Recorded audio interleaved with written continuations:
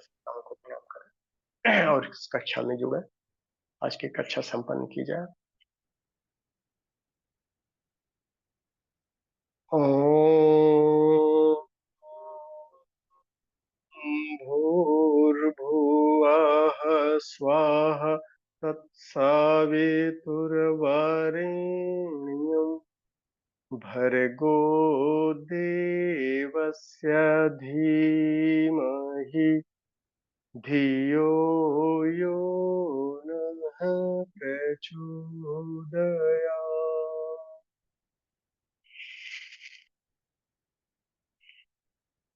इस कक्षा में उपस्थित सभी स्नेही स्वजनों साथियों को नमन बंदन और आज की इस कक्षा में हृदय से आप सबका अभिनंदन।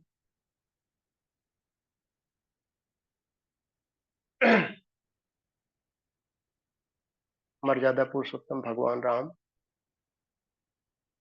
वापस अयोध्या लौटते हैं।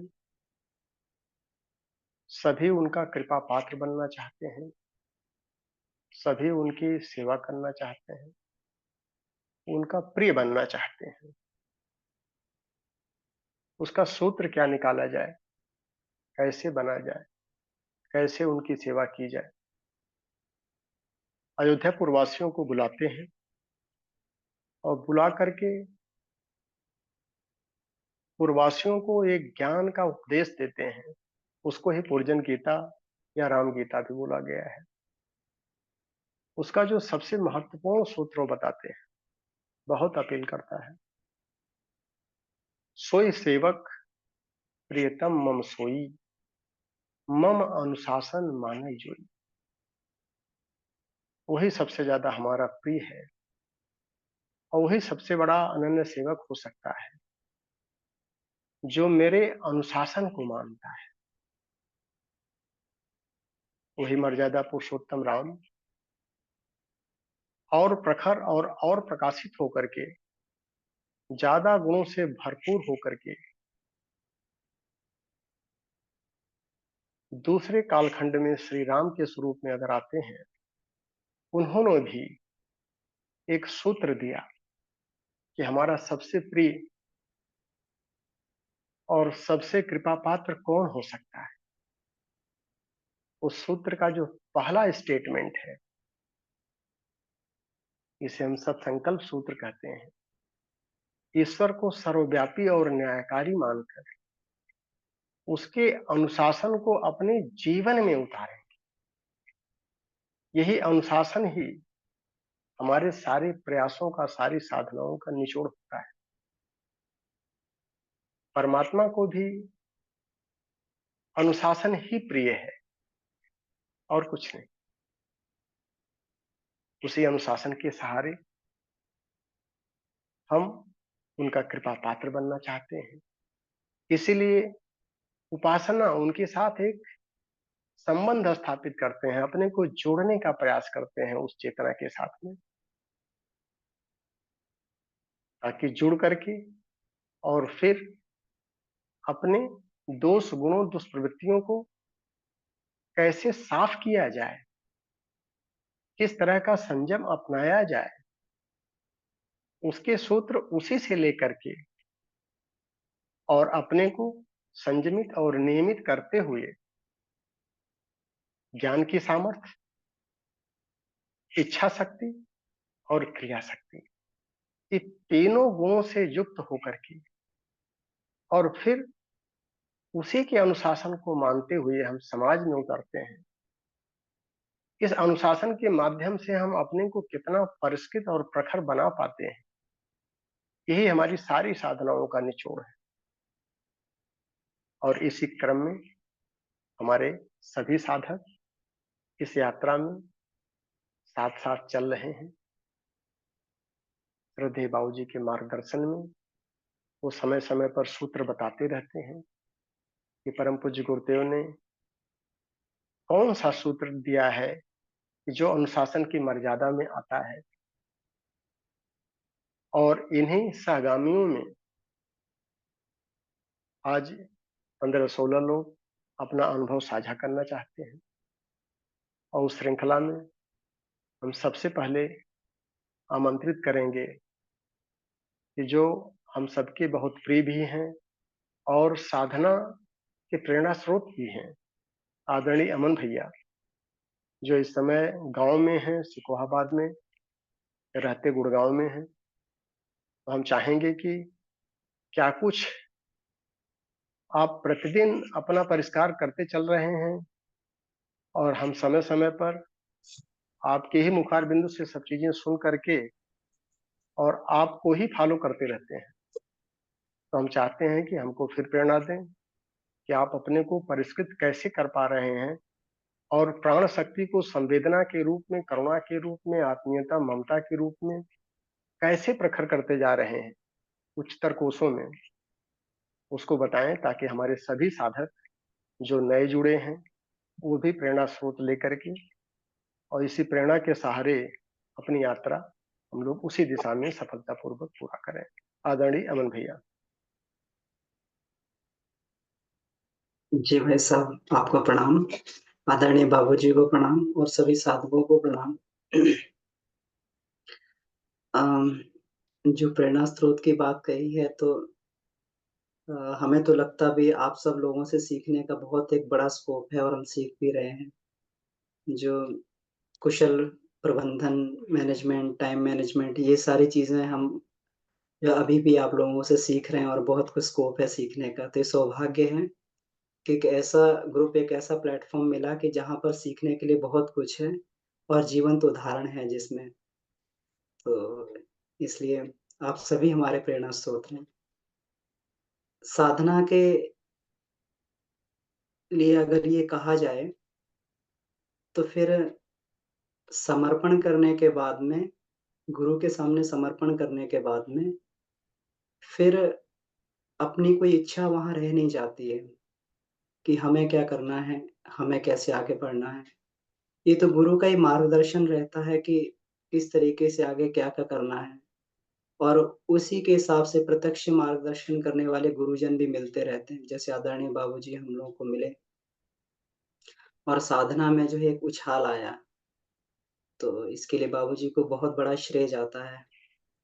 और दूसरा, ये जो उच्च स्तरीय साधना है, तो उच्च स्तरीय साधना में ये वास्तव में इसका तत्वज्ञान क्या है? जब ये बात समझ में आती है, तो हमारी अपेक्षाएँ बहुत ही रियलिस्टिक, वास्तविक अपेक्षाएँ साधना से हो जाती हैं। गुरुदेव लिखते हैं कि इसमें उच्च स्तरीय साधना है क्या? कि जब मनुष्य अपने आप को ईश्वर के सामने सरेंडर कर देता है। जब मनुष्य अपने आप को पूरा का पूरा सरेंडर कर देता है ईश्वर के सामने कि अब मेरा कुछ भी नहीं है, मेरा शरीर मेरा नहीं है, मेरा मन मेरा नहीं है, मेरा अंतःकरण मेरा नहीं है, ये सब आपका है और आपके काम लायक है। अब आप जैसा भी इसको बनाना चाहें अपने हिसाब से बनाएँ। तो फिर वो गाइडेंस जो है फिर ईश्वर से प्राप्त होता है और व्यक्ति को सोचने की आवश्यकता नहीं पड़ती कि मुझे करना क्या है। वो तो फिर ऊपर से सारी व्यवस्थाएँ अपने आप बनती हुई चली जाती हैं। लेकिन हमेशा अपेक्षाएँ जो है अपनी उच्च स्तरीय साधना के अनुरूप ही रखनी चाहिए। क्योंकि यही हमने अपने इसमें महसूस किया कि हम लोग कभी-कभी अपेक्षाएँ इस तरीके की कर लेते हैं कि हम अन्नमय कोश की साधना कर रहे हैं, तो हम कुछ भी करेंगे, हम बीमार नहीं पड़ेंगे शरीर से। मनोमय कोश की साधना कर रहे हैं, तो हम परिस्थितियाँ कभी भी ऐसी आएँगी, तो हमारे मन में उतार-चढ़ाव नहीं होगा। व्यक्तिगत स्तर की आकांक्षाएँ, अपेक्षाएँ एक निम्न स्तरीय साधना के कोटे में आती हैं, गुरुदेव ने ऐसा कहा है। उच्च स्तरीय साधना में तो जैसी ईश्वर की इच्छा हो, उसी प्रकार से अगर वो सब कुछ करते हुए भी अभी कल जो है कल की कक्षा में उमाशंकर भाई साहब का इसमें आया था, कि साधना करते हुए सडन क्रिया योग करते हुए एक ऐसा फ़ेज़ आता है जिसमें बिल्कुल हम डाउन में चले जाते हैं। कभी कोई ऐसी बीमारी में घिर जाते हैं, कभी कुछ ऐसा ऐसे उसमें फँस जाते हैं कि लगता है कि हमारी रेगुलरिटी और नियमितता हमारी बिल्कुल बाधित हो गई है। तो रेगुलरिटी, नियमितता बाधित नहीं है उसमें, हमें सोचना चाहिए। अगर हम पूरा भरसक अपना प्रयास कर रहे हैं, आलस प्रमाद में नहीं हैं, सिंसियरिटी से साधना कर रहे हैं और फिर भी अगर कोई ऐसी आपदा, आफ़त आ जाती है तो उसको ये सोचना चाहिए कि जो कमियाँ, कमज़ोरियाँ हम अपनी साधना से, अपने क्रिया योग से खत्म नहीं कर पा रहे थे, तो फिर ईश्वर ने कृपा करके ऐसी परिस्थितियाँ बना दी हैं कि वो जब द्रौपदी के बस का कुछ नहीं रहा तो उसने अपने हाथों को खड़ा कर दिया कि अब मेरे बस का तो कुछ नहीं, कृष्ण आप ही कीजिए। क्योंकि मेरे संबंधी और मेरे सारे जो हैं, अब ये सब असहाय बैठे हुए हैं, सारे सहायक। तो जब व्यक्ति हाथ खड़े कर देता है तो ईश्वर फिर ऐसा विधान रचते हैं। तो उसमें जो है फिर चाहे शारीरिक कष्ट हो, चाहे मानसिक कष्ट हो, कुछ भी हो, लेकिन एक चीज़ ज़रूर मिलती है, उससे आत्मिक प्रगति होती है और लगता है कि जो चीज़ अपने से बन नहीं पा रही थी, वो ईश्वर की कृपा से बन जाती है। तो अगर उद्देश्य हमारा समर्पण भाव हमेशा रहेगा, कि ये ईश्वर के लिए, ईश्वर के काम के लिए ये सब कुछ हमने समर्पित कर दिया और वो है, वो अपने हिसाब से इसको साफ करें, परिष्कृत करें। तो फिर जो है साधक के जीवन में कभी निराशा नहीं आती है, कभी भी कितनी भी कठिन से कठिन परिस्थितियाँ आ जाएँ। तो यही भाई साहब मैंने अपने जीवन में इसको जो है अभी के रिसेंट अनुभवों में इसको नोटिस किया और सभी से यही निवेदन प्रार्थना है कि हम लोग इसी प्रकार की अपेक्षाएँ करें, कोई सिंसियरिटी से आगे बढ़ें, जिस चीज़ को गुरुदेव चाहते थे। इसीलिए उन्होंने 10 साल का समय रखा कि उस समय में वो किस प्रकार से अपने हिसाब से परिष्कार करें। जी, बस बहुत-बहुत धन्यवाद। हाँ, अमन भैया धन्यवाद। लेकिन एक चीज़ और बताएँ कि जैसे हम लोगों के साथ में ढेर सारे लोग अभियान में जुड़ते गए और फिर जाते गए, तो ये स्टेबिलिटी बहुत कम लोगों की हो पाती है। अगर आप देखें कि सैकड़ों लोग जो है हम लोगों के साथ शुरुआती के दौर में जुड़े, बहुत एप्रिशिएट भी किए, बहुत फ़ायदा भी महसूस किए, बताते भी गए, लेकिन धीरे-धीरे करके वो कटते भी चले गए। तो ये लॉन्गेविटी कैसे बनी रहती है? उसके लिए आपने क्या अपनाया? आपका भी डेविएशन बिल्कुल नहीं के बराबर हुआ, तो उसको कैसे आप बरकरार रखते हैं? क्योंकि कक्षा में नियमितता हम देखते हैं कि जिस तरह से हमारा प्रयास रहता है कि हम हर कक्षा को अटेंड करें, तो हर कक्षा का आप अटेंड ही नहीं करते हैं, संचालन भी करते हैं। तो इसमें क्या कौन-सी साइंस है? जी भाई साहब, इसमें यही अच्छे स साधक मतलब कि अच्छे साधक जुड़े और फिर जुड़ करके फिर उनके अंदर हम भटकाव तो नहीं कह सकते हैं, क्योंकि उन लोगों की समझदारी अपनी समझदारी से ज़्यादा ही थी, कम नहीं थी। तो इसके पीछे की साइंस थोड़ा-सा बताया जाए। जी भाई साहब इसमें जो मुझे बहुत अधिक जो समझ में आता है, तो वही समझ में आता है कि साधक की अपनी इच्छाएँ कुछ इसमें ज़्यादा होनी नहीं चाहिए। क्योंकि अगर अपनी व्यक्तिगत कामना से हम आत्मिक प्रगति की भी वो कर रहे हैं, तो वो भी निम्न स्तर में ही गिना जाता है। अगर उसमें सफलता मिलेगी, तो तब भी हम पीछे हट जाएँगे और उसमें नहीं मिलेगी, तब भी पीछे हट जाएँगे। तो तो अगर हमारे दृष्टिकोण यह रहे कि लक्ष्य हमारा ऊँचा रहे, लक्ष्य हमारा है कि जो गुरुदेव ने हमें एक काम दिया है कि युग निर्माण करना है, तो वो तो नहीं पूरा हुआ। पंचकोशीय साधना तो हम इसीलिए कर रहे थे ना कि हमें युग निर्माण में अपनी भागीदारी करनी है। हम अपना स्तर जो है इतना प्रखर बना लें ताकि जहाँ पर भी हम जाएँ तो गुरुदेव की कम से कम एक झलक तो हम लोगों में दिखाई दे और जो उनका उद्देश्य था हम लोग पूरा कर पाएँ। तो अगर वो उद्देश्य का ध्यान रहेगा तो अभी युग निर्माण तो नहीं हुआ है और उसके लिए तो अभी भारी हमें संघर्ष और जद्दोजहद करने का समय आ रहा है। तो अगर लक्ष्य वो रहेगा, गुरु कार्य लक्ष्य रहेगा, समर्पण लक्ष्य रहेगा, तो फिर जो है ये याद रहेगा हमेशा कि हमारा अभी भले ही हम जो है आत्म साक्षात्कार भी कर लिए, सब कुछ कर लिए, लेकिन उद्देश्य यहाँ पर भी पूरा नहीं हुआ है। तो इसलिए जो है इसमें इसीलिए गुरुदेव ने इसको सभी लोग को 2 चैप्टर ज़रूर पढ़ने चाहिए। उच्च स्तरीय साधना, उसकी संसिद्धि और उच्च स्तरीय साधना का तत्व ज्ञान। तो इसमें उन्होंने आत्मिक अगर कामना भी साधक अपने इससे कर रहा है, अपने फ़ायदे के लिए कर रहा है, तो भी निम्न स्तरीय साधना की कोटि में आ जाता है। तो इसीलिए लक्ष्य जब ऊँचा रखेंगे तो मुझे लगता नहीं उसमें गुरु की प्रेरणा भी मिलती रहेगी और भटकाव भी कभी नहीं आएगा। तो इसका मतलब कि इसका निचोड़ ये माना जाए कि में समर्पण का अभाव और कहीं न कहीं हमारा अहंकार जो है वो रूपांतरित कम हो पा रहा है। अहंकार जब हमारा ज़्यादा हावी होता है, क्योंकि अहंकार को गलाने का ही तो सारा अप्रोच है। जी। तो सारी साधनाओं का निचोड़ वहीं पर आकर के सिमट रहा है कि हमारा अहंकार ही हमारी समस्या का सबसे बड़ा बाधक जो बन रहा है। जी, तो तो और ये उसमें जी, अहंकार अहंकार का रूपांतरण उसकी कृपा के बिना कैसे हो सकता है? इसका मतलब उसकी कृपा फिर वही मैटर है कि उसके अनुशासन को ही अपनाने पर ही हम कृपा पात्र बन सकते हैं। बिल्कुल। जी भाई साहब, इसमें एक चीज़ और नोटिस किया मैंने कि कभी भी कोई परिस्थितियाँ आएँ तो कभी क्वेश्चन नहीं करना चाहिए। हमेशा उसको जो है ये मान के चलना चाहिए कि गुरु का प्रसाद है, ईश्वर का प्रसाद है। जी, तो परिस्थितियां इसका मतलब कि हमारे लिए रामबाण होकर के ही आती हैं। अगर हम उसको उस दृष्टिकोण बिल्कुल, से देखें तो फिर हम इस साधना अभियान से फिर भटकाव नहीं आएगा। नहीं आएगा, कभी नहीं आएगा। कितनी भी खराब और से खराब जब हमारी परिस्थिति आस्था जब कुछ कमजोर पड़ती है तो फिर ये समस्या आती है, हम भटक जाते हैं। हुँ, हुँ। चलें, बहुत बढ़िया भैया। और हमारे समर्पण और अनुशासन के प्रतीक आदरणीय अमन भैया ने बताया हम लोगों को, और इस रास्ते पर अगर हम चलेंगे तो हम भी उसी तरह से सारी उपलब्धियां बिना कामना के अपने आप, जितना हमारी कामनाएं होती हैं उससे कई गुना मिलती चली जाती हैं। और ये सब अनुभव अधिकांश बड़े साधकों ने किया है, व्यक्तिगत रूप से हमने भी किया है। इसलिए अपनी कामनाओं को आगे न रख करके और सिर्फ अपने भाव को आगे रखें, सेवा को आगे रखें, समर्पण को आगे रखें और अहंकार को गलाने की अगर साधना करते रहें तो एक दिन उपासना सार्थक और सिद्ध हो जाएगी। अब इसी कड़ी में हम चलते हैं। आदरणीय भूपेंद्र सिंह राणा जी हैं, और ये सेवा के क्षेत्र में खूब सारा उतरे हैं, साधना भी इनकी अच्छी चल रही है, शिमला क्षेत्र से हैं और काफी ऊंचाई पर रहते हुए और विपरीत परिस्थितियों में रहते हुए और फिर समाज की सेवा आकर के मैदानी क्षेत्रों में कर रहे हैं गो उत्पाद के माध्यम से। तो आदरणीय भूपेंद्र राणा सिंह जी, अपनी वीडियो आप लोग ऑन कर लें जिन भी साधकों का नंबर है, ताकि एडमिन को थोड़ा सा हेल्प मिल जाए तो उनको जी, अनम्यूट करने में।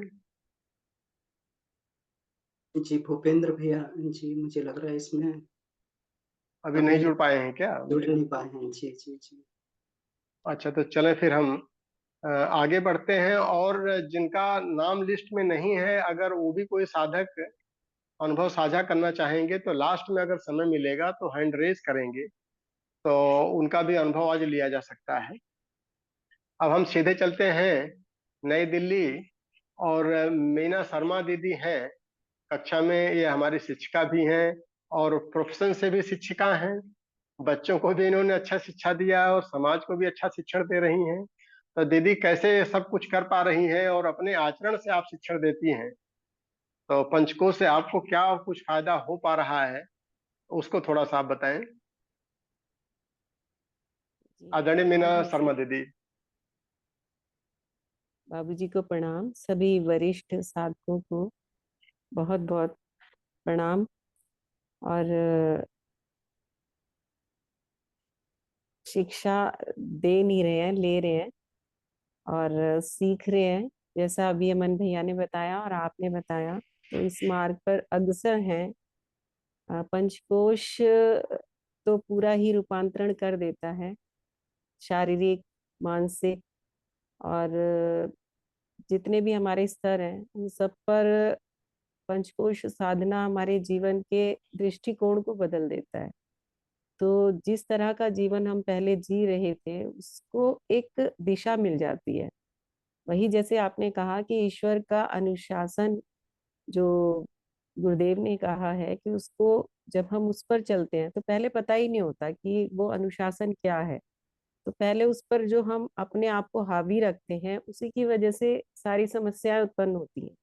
तो धीरे धीरे जैसे पंचकोशीय साधना से सब समझा, पहले तो समझा, फिर उसको धीरे धीरे अपने जीवन में उतारा। और जैसे आपने कहा कि अहंकार को गलाना, तो वो अहंकार भी क्या है, वही अब जैसे स्थूल रूप से नहीं, सूक्ष्म रूप से बहुत सारी चीजें समझ में आनी शुरू हुई हैं और उसी स्तर पर काम हो रहा है। और जैसे जैसे वो चेतना से समझ बढ़ रही है, तो अभी उसको जो उतारने वाली बात है उसी में भाई साहब कमी पूरी आ रही है थोड़ी। लेकिन ये है कि जैसे प्लॉटिंग होने लग जाती है तो अब ऐसा लग रहा है कि होने लगेगा। तो भैया ने बताया जैसे कि समर्पण वाली बात है, और वो समर्पण भी आता है, धीरे धीरे आता है। जैसे जैसे आप इस अनुशासन में रहना शुरू करते हैं तो कुछ क्रियाएं आपके साथ होती हैं, कुछ प्रेरणाएं आपको ऐसी मिलती रहती हैं और आपको एक दिशा देती रहती हैं। तो जब आप छोड़ देते हैं तो फिर आप कहाँ जा रहे हैं, कैसे जा रहे हैं, ये रास्ता आपका ईश्वर तय कर देता है। तो हम तो निमित्त मात्र हैं, जैसे जैसे वो चला रहे हैं हम चल रहे हैं। और दिक्कतें आती है क्योंकि वो जो मान्यता, वो जो अहंकार है, वो वही है मान्यता कि जिस एक स्वरूप को हमने माना, किसी की पत्नी, किसी की माता, किसी की बेटी, या शिक्षिका भी मान लेना कि इन बच्चों के शिक्षक हैं हम।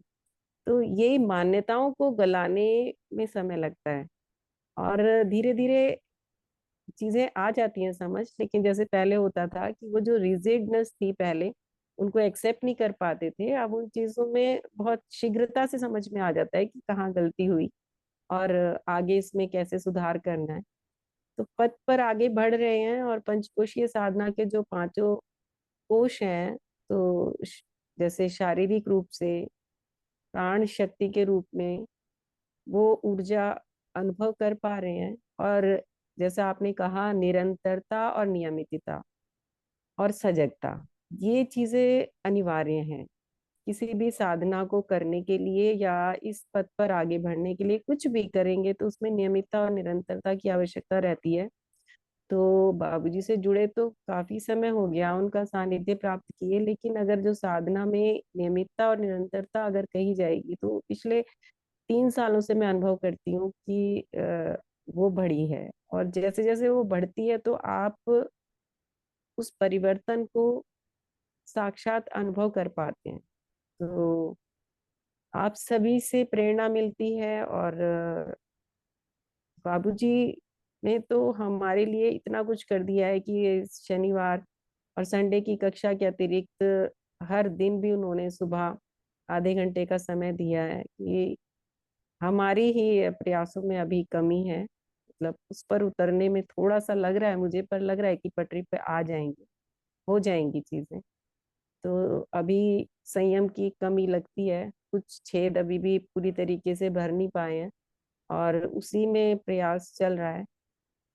और अनुकूलता भी बनती है धीरे धीरे जब आप ये अनुशासन को ग्रहण करते हैं। जैसे कई लोगों से बातचीत होती है तो वो लोग एक्सेप्ट नहीं कर पाते, वो कहते नहीं इतनी समस्याएं हैं, इसके लिए समय नहीं है, ये नहीं हो पाएगा। लेकिन जब हम उस परम सत्ता के साथ जुड़ते हैं तो वो हमारी उन समस्याओं का निवारण अपने हिसाब से करते हैं, ये हमने अनुभव किया है। तो एक कदम बढ़ाने की आवश्यकता है। तो जीवन में जो स्मूथनेस आती है, जो आपके सिर पर इतना बोझा हम लेकर ढो रहे थे, वो ऐसे लगता है कि आप बहुत हल्के हो गए हैं। और अब दिशा, जैसे कहते हैं ना, हल्के हो गए हैं तो फिर वो अपने आप कहाँ उड़ा कर ले जा रहे हैं। उसके साथ साथ हम चलते रहते हैं, बहते रहते हैं। तो यही अनुभव कर पा रहे हैं। और धीरे धीरे कुछ कार्य आ रहे हैं, स्वरूप समझ आ रहा है, कैसे उन चीजों को आगे लाना ही आ रहा है। तो अभी बहुत समाज में, क्योंकि जिस जगह पर हम रहते हैं यहाँ पर लोग अपना अनुशासन मानते हैं, उनके लिए ईश्वर का अनुशासन कुछ नहीं है। तो उस प्रवृत्ति से बाहर निकलने के लिए हम अपने स्तर पर उनके लेवल पर जाकर जिस तरीके से जो बन पड़ता है उसी में सारी साधना लगी रहती है कि कैसे हम दूसरों को सहयोग कर पाए, बता पाए। तो इसी पद पर आगे बढ़ रहे हैं भाई सब।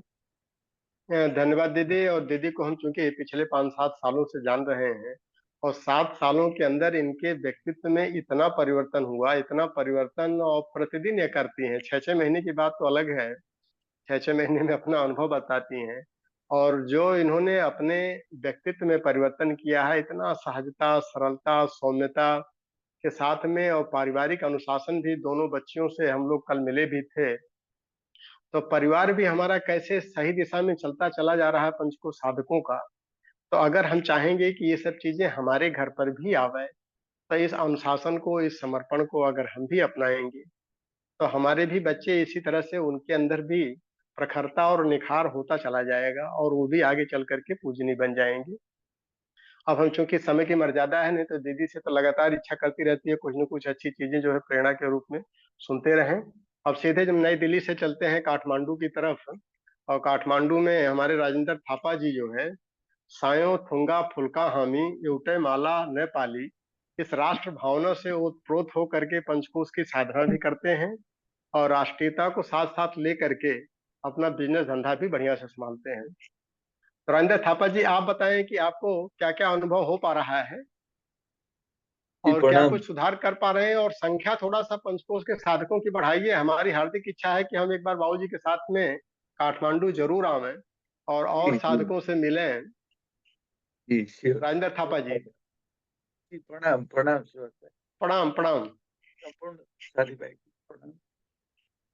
हम एक उन भाग्य से जुड़ गए बाबू से, वो तो मालूम नहीं है, लेकिन लोग का सब सहयोग से आप लोग का वो जो अभी जो बाबूजी संचालन करते हैं सुबह सुबह का वो क्लास बहुत इम्पोर्टेंट रहता है। वो वही मेरा स्वाध्याय है, और उसी के क्लास के आधार में और उसी का वो जो रिकॉर्डिंग सुनते हैं पढ़ते हैं। नितिन जी ने वो एक नया सिस्टम भी क्रिएट किया है, जिस टाइम में टाइम मिले उसी टाइम में थी उसका अध्ययन करो, तो स्वाध्याय पढ़ाओ।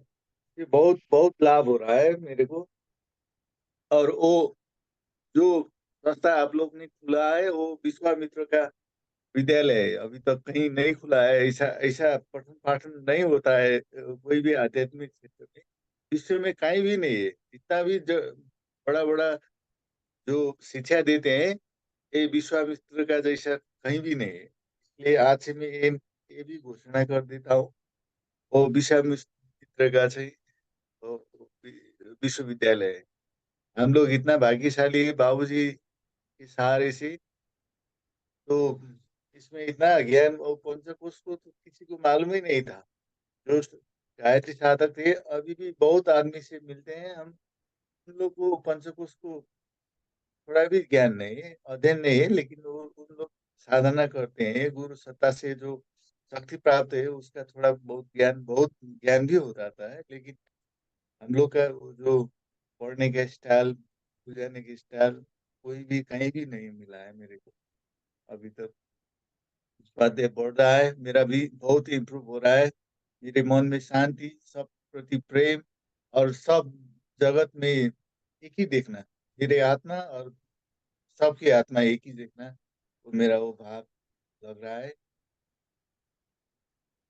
और नेपाल में नेपाल तो भी अपने बहुत आप में शांति भूमि है, तो आप तो शांति प्रिय पहले से हैं, तो शांति के अलावा और क्या क्या फायदे आपको मिल रहे हैं?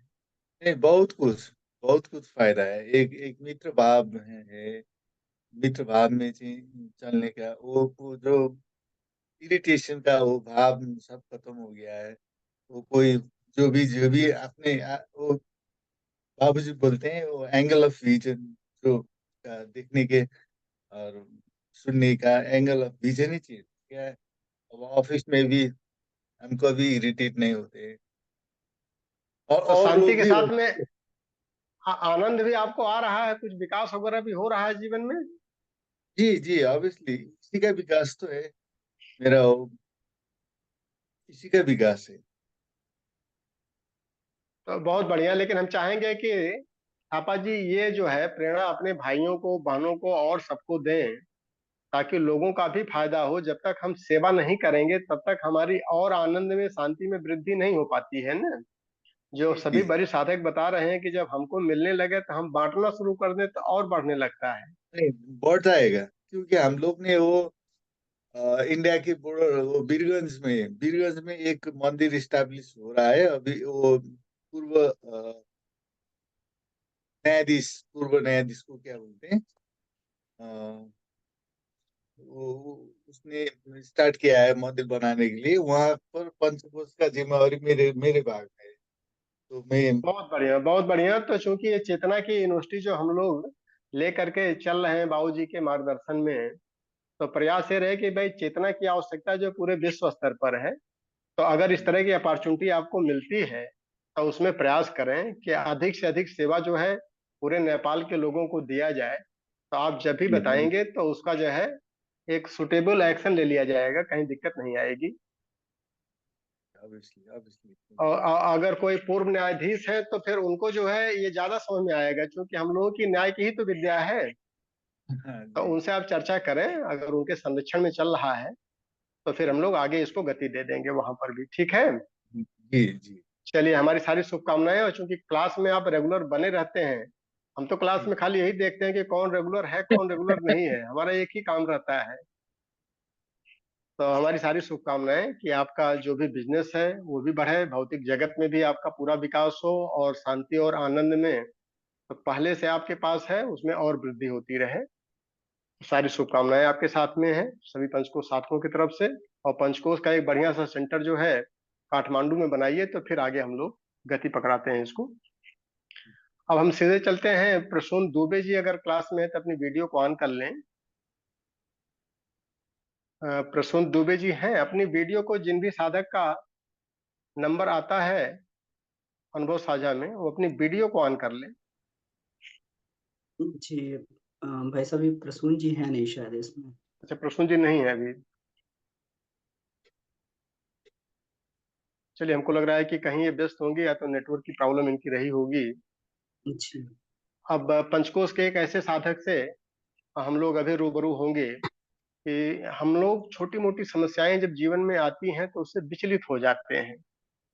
और कुछ हमारे साथी और वरिष्ठ ऐसे भी हैं कि जो एक ऐसा रास्ता बनाते हैं कि जीवन, पूरा जीवन कठिनाइयों और समस्याओं से भरा हुआ होने के बाद भी व्यक्तित्व का मापन इस तरह से होता है कि उन सब समस्याओं से जूझते और संघर्ष करते हुए हमने क्या कुछ समाज के लिए किया। तो पूरा जीवन संघर्षमय रखते हुए, समस्याओं से, कठिनाइयों से, चुनौतियों से सामना करते हुए, और हजारों समाज में नए बच्चों को, अच्छे बच्चों को, संस्कारिक बच्चों को दिया है हमारे एक पंचकोश साधक ने, आदरणीय डॉक्टर सुरेंद्र सिंह जी। अभी इस समय संभवतः लखनऊ से होंगे। और ये संघ के एक वरिष्ठ पदाधिकारी भी हैं और एक कर्मठ स्वयं सेवक भी हैं। और अपना इनका एक विद्यालय भी दशकों से चल रहा है, और कई हजार संस्कारिक बच्चे समाज में इन्होंने दिया है। संघर्ष अपनी जगह, चुनौतियां अपनी जगह। तो हम चाहेंगे कि डॉक्टर साहब पिछले साल 2 साल से पंचकोश से भी जुड़े हैं। आपकी वीडियो नहीं आ पा रही है, थोड़ा सा मोबाइल को सेट कर लें। हाँ, अब वीडियो आ गई है। तो पंचकोश से 1 साल 2 साल से जुड़े हैं, और काफी वरिष्ठ संघ के स्वयं सेवक भी हैं, प्रचारक भी हैं, और वरिष्ठ पदाधिकारी भी हैं, डॉक्टर सुरेंद्र सिंह। और हमारे परिवार के सदस्य भी हैं। हाँ जी हाँ, साहब, प्रणाम डॉक्टर साहब। बाबू जी सहित सभी साथियों को, आपको भी प्रणाम। ये सब जितना आप बताते हैं इतनी मेरी बात नहीं है, कहीं अतिशयोक्ति तो नहीं हो रही है? नहीं, बिल्कुल नहीं हो रही डॉक्टर साहब, बिल्कुल नहीं हो रही है। क्योंकि हम आप, आपसे प्रेरणा लेकर के, जीवन में संघर्ष हमारे सामने भी आता है लेकिन आपसे कम रहता है, आपकी सभी उपलब्धि नहीं हो पाती है। मानता है, मैं आपसे प्रेरणा लेता हूँ और बचपन में आपने मुझसे लिया। तो ठीक ठीक बात हो रही है, ठीक स्पष्ट है ना? हाँ, आवाज आ रही है डॉक्टर साहब, आवाज आ तो रही है, साफ आ रही है। पिछले 3 सालों से आप लोगों से जुटा हूँ, तो ये सब, ये सौभाग्य है। और हमारी सारी बातें आदरणीय अमन जी और मीना जी तक सीमित हो जाएंगी। मैं कम शब्दों में बताऊं कि जब ईश्वर को सब समर्पित कर दिया तो अपना बचता क्या है? क्यों मैं परेशान रहूं? लेकिन अपना जो अहंकार है, यही हम सबको थोड़ा सा वहां विचलित करता है। तो बातें आदरणीय मीना जी की, अमन जी की वही हैं।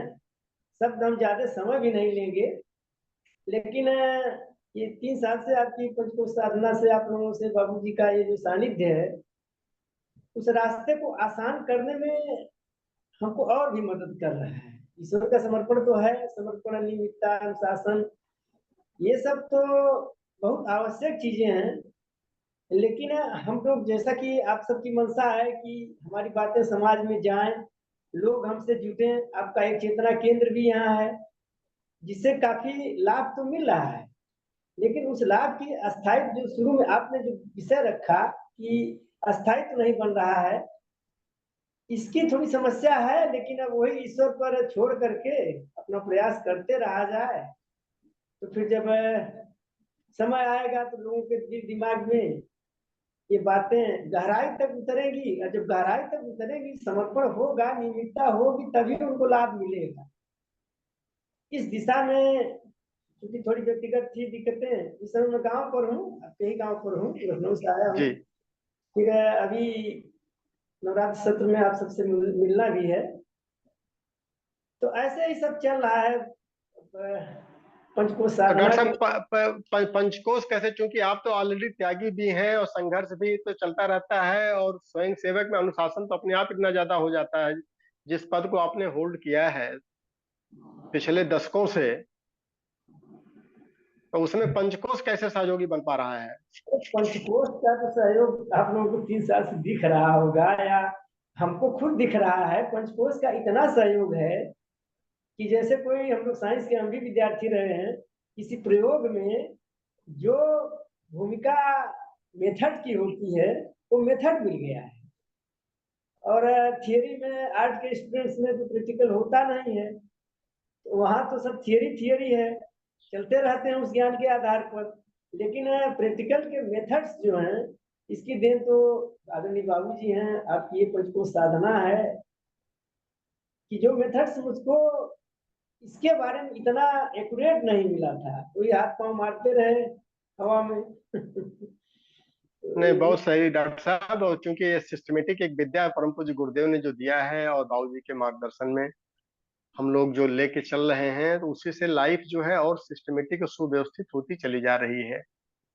और इसमें वो सारे गुण भी समाहित होते जाते हैं कि हमारे अंदर आलस खत्म होकर के श्रमशीलता भी बढ़ती जा रही है, सुव्यवस्था भी लाइफ की होती चली जा रही है, और शालीनता के साथ में सहकारिता की भावना भी बढ़ती जा रही है। इसलिए सारे गुण जो है स्वयं समाहित होते जाते हैं और जीवन जो है सुव्यवस्थित होता चला जाता है। अब हम सीधे चलेंगे बेंगलोर में, आदरणीय उमा दीदी होंगी, तो ये शुरू से जुड़ी है और बहुत कुछ पंचकोश की फायदा अपने भी ली हैं, परिवार में ली हैं, और समाज की भी सेवा कर रही हैं। उमा दीदी, अब आप बताएं कि अपने सफलता का राज क्या है? आपका ऑडियो ऑफ है दीदी।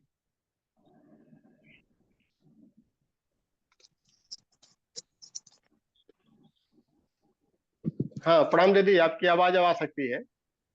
प्रणाम भैया। आप सभी को प्रणाम, आदरणीय बाबूजी को प्रणाम, जिनके मार्गदर्शन में हम लोग ये साधना कर रहे हैं। भैया, सबसे पहली बात जो अभी आप और अमन भैया ने चर्चा की, समर्पण की। बिना पूर्ण समर्पण के साधना में सारी बातें आती हैं, ये मैंने पूर्ण समर्पण है। आवाज सही है भैया? हाँ, बहुत बढ़िया आ रही दीदी, बहुत बढ़िया आ रही। पूर्ण समर्पण है भैया, तो अहंकार भी बाधित नहीं करती, क्योंकि वहां हर चीज हम समर्पित कर चुके हैं। ये इस साधना में भैया सबसे पहला जो जुनून चढ़ा वो जानने का कि क्या है, और वो जानने के बाद उस जानकारी को जीना, ये प्रखरता लाती है साधना। और भैया, जो मेरा पिछले सालों का जो अनुभव रहा, पर अभी का जो अनुभव है भैया, मैंने ये फील किया कि जीवन ही प्रयोगशाला है। और इसमें जितने टूल्स हमारे पंचकोश के हैं, शरीर के लिए प्राणबल, पौरुष बढ़ाने के लिए साहस, मनोबल, आत्म, मतलब जितनी भी टूल्स हमारे दिए गए हैं भैया, एक एक टूल्स का उपयोग ये डेली के रोजमर्रा की जिंदगी में हमें करना पड़ता है हमें, और तभी हमें इस क्षेत्र में सफलता मिल रही है जिस स्तर से हम करते हैं। क्योंकि एक तैराकी के लिए पानी का होना जरूरी है, तो हमारे लाइफ में बहुत सारे अप्स एंड डाउन्स आते हैं। लेकिन मैंने जो विगत 2 सालों में फील किया है कि हर एक काम को ही साधना बना देना। जैसे पहले उद्विग्नता क्या आती थी, अगर एक दिन स्वाध्याय छूट गया तो खीज उत्पन्न होती थी। बट बाबूजी की बात बार बार ये आता है, गीता के 12वें अध्याय का आता था कि मतलब किसी भी परिस्थिति में अगर हम खुशी से झूम जाते हैं तो, या कष्ट में, उदास, निराश, विषाद में आ जाते हैं, तो भी हमारी साधना कच्ची है। मतलब समत्वम जो योग उच्चते कहा गया है, उसके लिए मुझे लगता है भैया, जो मैं फील करती हूँ हर एक काम में उसी को जीना होता है। चाहे वो सुबह से उठ के जितनी सारी सामाजिक, शारीरिक, पारिवारिक हर तरह से सामंजस्य बिठाना पड़ता है। और मुझे लगता है कि इसमें ये पंचकोशी साधना, क्योंकि हमें पहले जानकारी नहीं थी कि अध्यात्म कहते किसको। अध्यात्म जीवन जीने की कला है, जो हमें जीना सिखाती है। मुझे अब ये समझ में आता। पहले लगता था पूजा कर लेना, जप कर लेना, भगवान को मानना, किसी के साथ बुरा न करना, चाहे उसके आप विचलित भी हैं तो भी हम दिखावे में बुरा न करें, ये नहीं। हमारे अंदर वो प्रेम विकसित हो, राग नहीं, प्रेम विकसित हो, जिसमें हम लोगों को माफ करना सीख जाए। वो बात बनती है संत की, और वो बात है अध्यात्म। तो ये चीजें मुझे अभी बता रही हूँ, अभी जो मुझे ये लगा। और क्रिया योग जो बाबूजी ने बताया है, नो डाउट उसको तो एक दिन भी अगर हम छोड़ते हैं तो हमारे हर स्तर का जो है पंचकोशों का वो डगमगाता है। एक दिन, 2 दिन, 3 दिन, बाबूजी कहते हैं ना कि 3 दिन साधना, अगर एक दिन साधना छोड़े तो 3 महीना पीछे चले। लेकिन ये चिंतन मनन जो हमारा डेली के काम में अगर हम मैं मान के काम करते हैं, अब समझ में आता है भैया, तो उद्विग्नता होती है। लेकिन लगता है सुबह से जगे अपने रूटीन में एक लगे हैं, मौन चिंतन चलता रहता है, कहीं कुछ ऐसी बातें हो गई, कहीं हर तरह के लोग हैं, तो लगता है कि अच्छा ये परिस्थितियां आई, इसमें कौन सी सीख।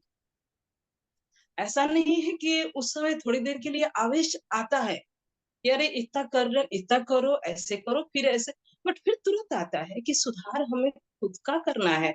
हमें देखना है कि हमने कहाँ कमी की, न कि उस सामने वाला ऐसा क्यों नहीं करेगा। हमारी बेटियां हैं, दोनों आती हैं हॉस्पिटल से, बहुत सेवा करती हैं, बहुत सारा उसके पेशेंट का कॉल घर पे भी आता है, लेकिन फिर भी कभी ऐसे बोले माँ लोग ऐसा क्यों करते हैं। हम कि लोग भी आपका नियंत्रण नहीं है, अपने भी नियंत्रण, अपने आप क्यों ऐसा करती है, या हमें कैसा करना चाहिए, इसके बारे में सोचिए।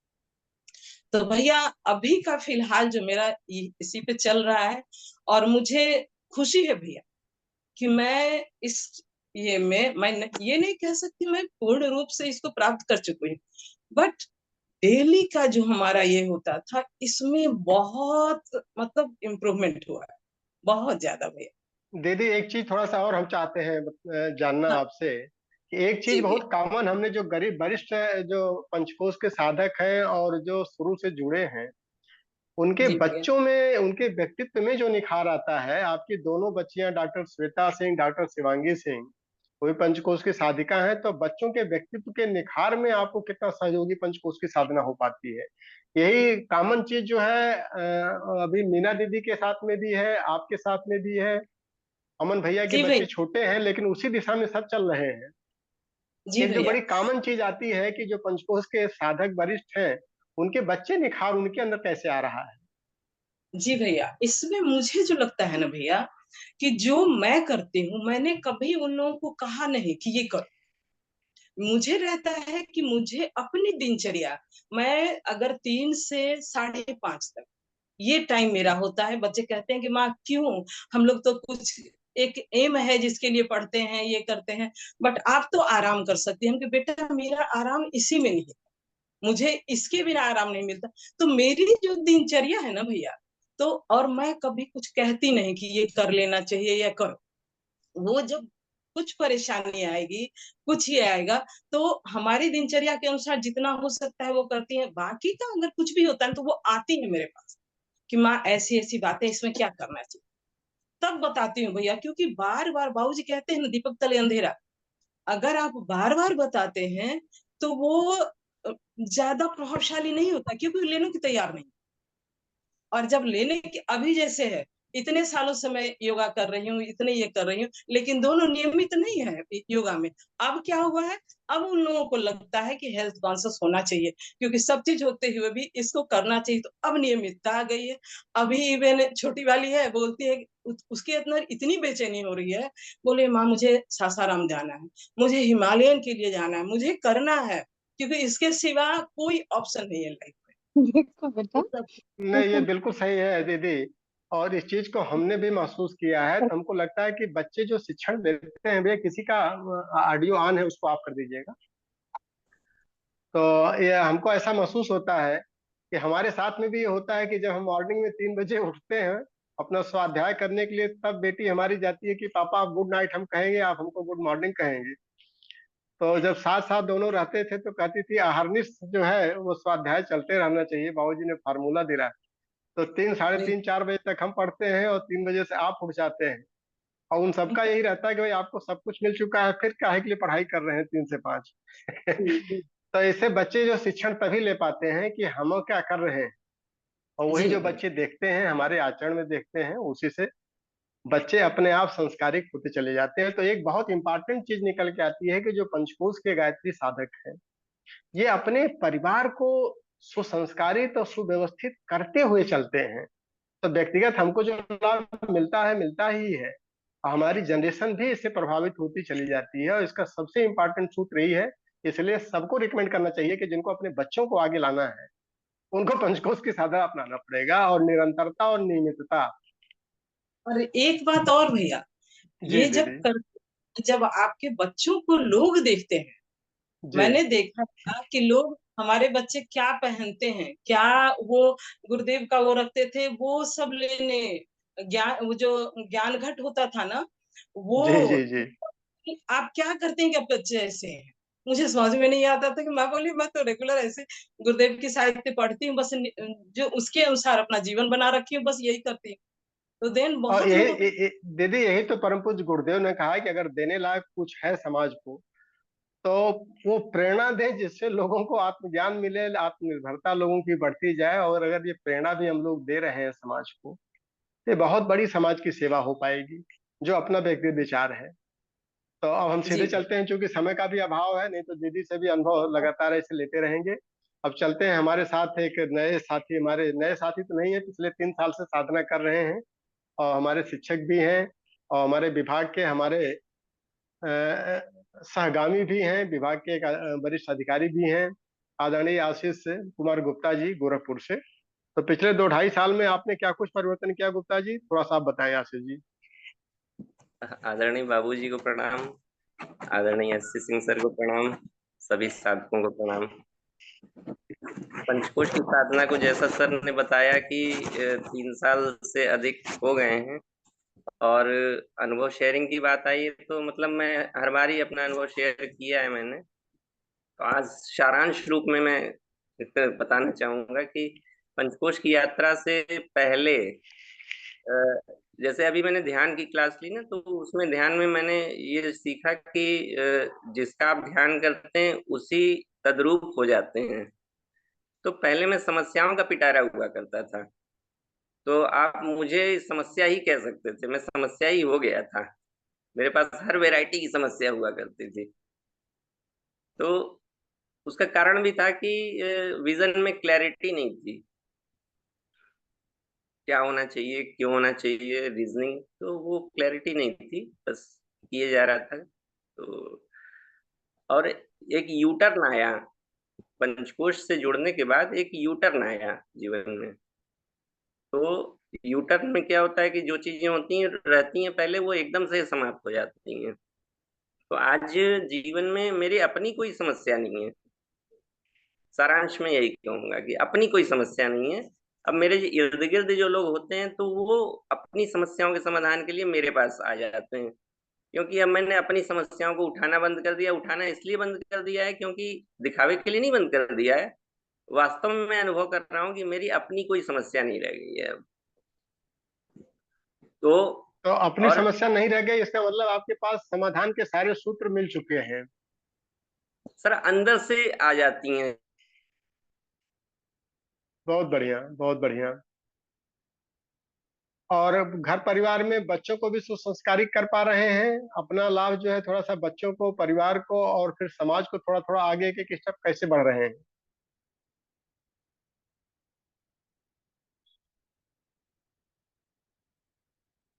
हाँ, आशीष जी लग रहा है आपका नेटवर्क चला गया है, हमारा चला गया है।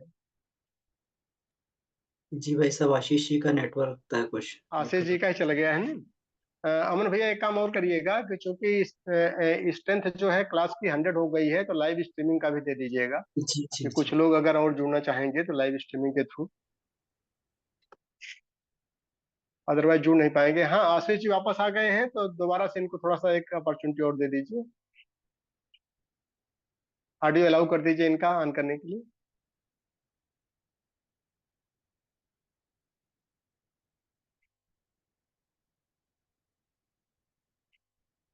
हाँ आशीष जी सर। बताएं। हाँ, नेटवर्क बीच में चला गया था। हाँ कोई नहीं। तो विभाग की बात करें तो सर, विभाग की वर्किंग तो आजकल ऐसी हो गई है सर, आप जानते ही हैं कि टॉप लेवल से बॉटम तक इतनी ज्यादा फ्रस्ट्रेशन है। अभी होली में एक चीफ इंजीनियर आए थे, उनसे मुलाकात भी हुई, तो मुझे बड़ा आश्चर्य हुआ कि उस लेवल पे इतनी ज्यादा फ्रस्ट्रेशन है। तो मुझे एक संतोष होता है कि कम से कम मैं उनमें शामिल नहीं हूँ। और नहीं, खाली मेरे संतोष ही नहीं है, और जो लेवल ऑफ फ्रस्ट्रेशन, चूंकि इस समय बॉटम टू टॉप पूरा सिस्टम ही फ्रस्ट्रेशन से जा रहा है, और फ्रस्ट्रेशन में हम आउटपुट नहीं दे पाते हैं।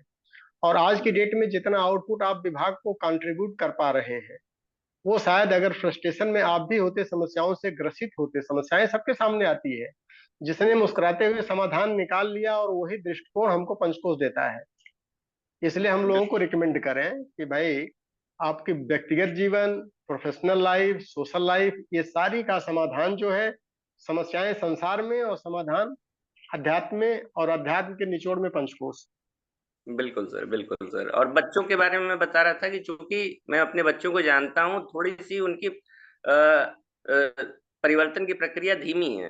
तो जो टाइट्रेशन प्रोसेस बाबूजी बताते हैं, तो मैं भी वो टाइट्रेशन प्रोसेस में है, और कलर चेंज करेंगे, इतना मुझे विश्वास है। देखिए, और बच्चों को हम लोग फोकस जो है अपने बच्चों को, कि वर्तमान शिक्षा प्रणाली की तरफ न बहुत ज्यादा अप्रोच करके, अगर हम भारतीय सांस्कृतिक मूल्यों की तरफ थोड़ा सा बढ़ेंगे, तो वर्तमान शिक्षा प्रणाली के ऊपर उनका पूरा कंट्रोल हो जाएगा।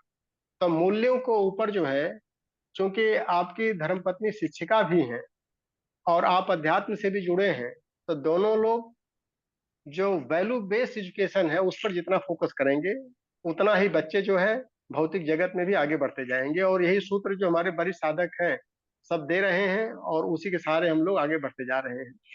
अब इसी क्रम में हम चलेंगे, पटना से आशा दीदी होगी। ये भी काफी टाइम से चूंकि क्लास में रेगुलर रहती हैं, और ढेर सारे प्रश्न भी इनके आते रहते हैं, जिज्ञासा समाधान ये सतत करती रहती हैं। अपनी वीडियो आप लोग ऑन कर लें, जिनका भी नंबर आ रहा है।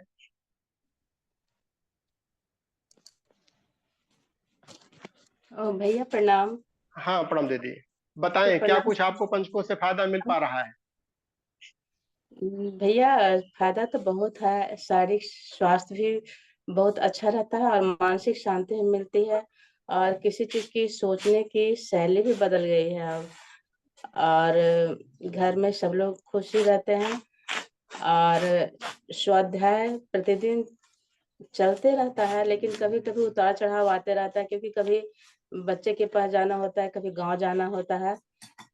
लेकिन पिताजी का जो क्लास चलता है डेली, आधा घंटा का जो प्रश्नोत्तरी होती है, वो डेली हम उसमें उपस्थित रहते हैं, ताकि कुछ सीखने का मौका मिले।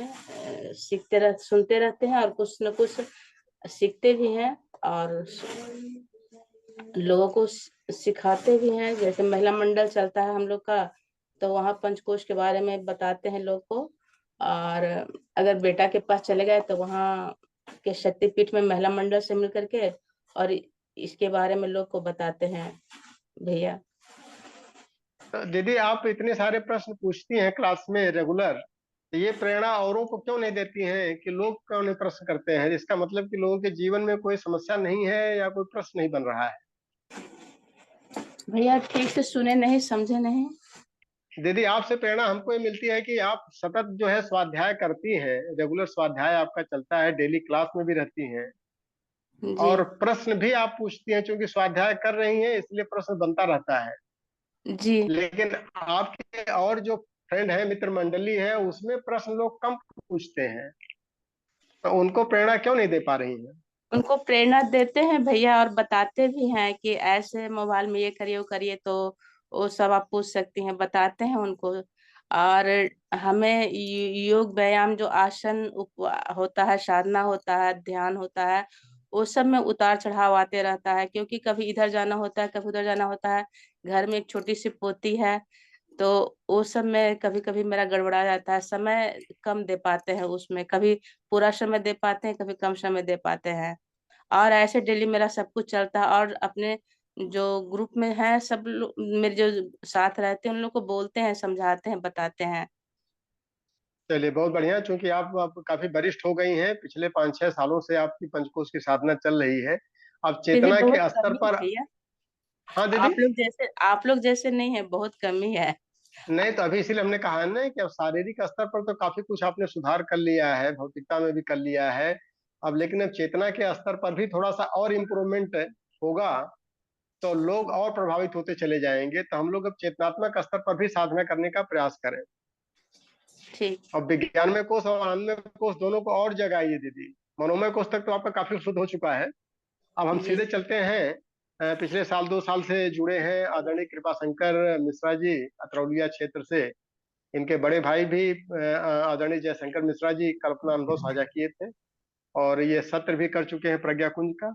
तो कृपा भैया, क्या क्या फायदा मिल पा रहा है आपको, और कितने भैया लोगों को को आप प्रणाम। फायदा पहुंचा पा रहे हैं, आप बताएं। भैया को प्रणाम। प्रणाम भैया, प्रणाम। आदरणीय बाबू जी को प्रणाम। और चैनल से जुड़े हुए सभी साथियों को मेरा प्रणाम। भैया लगभग 2 साल से मैं पंचकोश से जुड़ा हूँ, और जब से मैं भैया प्रज्ञा कुंज गया उसके बाद से मैं प्राणायाम और जो भी उसके सिस्टम है पंचकोशी साधना से, उसको मैं भैया फॉलो किया है मैंने। तो मैंने देखा है शुरू शुरू में तो भैया बहुत नहीं समझ में आता है कि क्या चीजें हैं। जैसे बाबूजी बताते हैं कि आप अगर मेहनत करेंगे तो ये फायदा होगा, मेहनत करेंगे तो ये होगा, इससे होगा। लेकिन मेरा अनुभव रहा है कि भैया ये एक्चुअल में जीवन में उतरता है। जैसे जो जो जैसे अन्न में करेंगे तो उसका जो लाभ है, या प्राण में करेंगे उसका लाभ है, या मनो में करेंगे उसका लाभ। तो ये सारी चीजें भी, या जो भी गुरुदेव ने लिखा है, ये अपने जीवन में अगर करने के बाद धीरे धीरे जो है मिलना शुरू हो जाता है। और मैं अगर 2 साल पहले का अपना जीवन अगर आज में जैसे जब आप रखते हैं, तो फिर आदमी आकलन भी करता है कि हम कहाँ से कहाँ पहुंच गए हैं।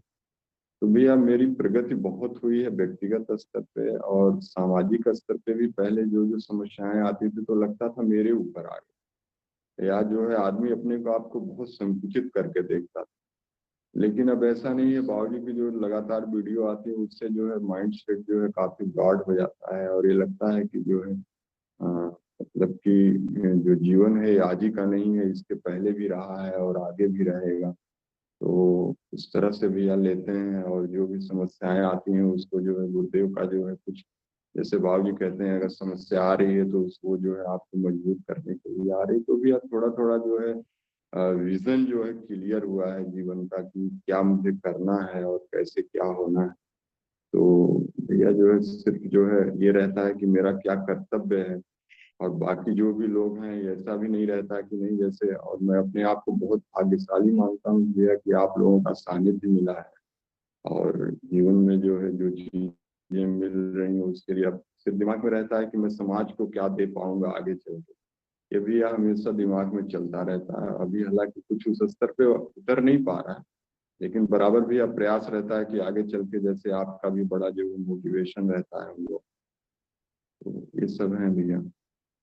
धन्यवाद कृपा भैया। और देखिए, दो चीज होती है ना कि चूंकि गायत्री साधना का ही प्रैक्टिकल है पंचकोश, और पंचकोश सीखने के लिए जैसे आपने बताया कि प्रज्ञा कुंज में 1-2 सत्र अटेंड करने के बाद जो है आपकी गुत्थियां सुलझ गई, समझना थोड़ा थोड़ा एक एक कोष का रेसा रेसा समझ में आना शुरू हुआ।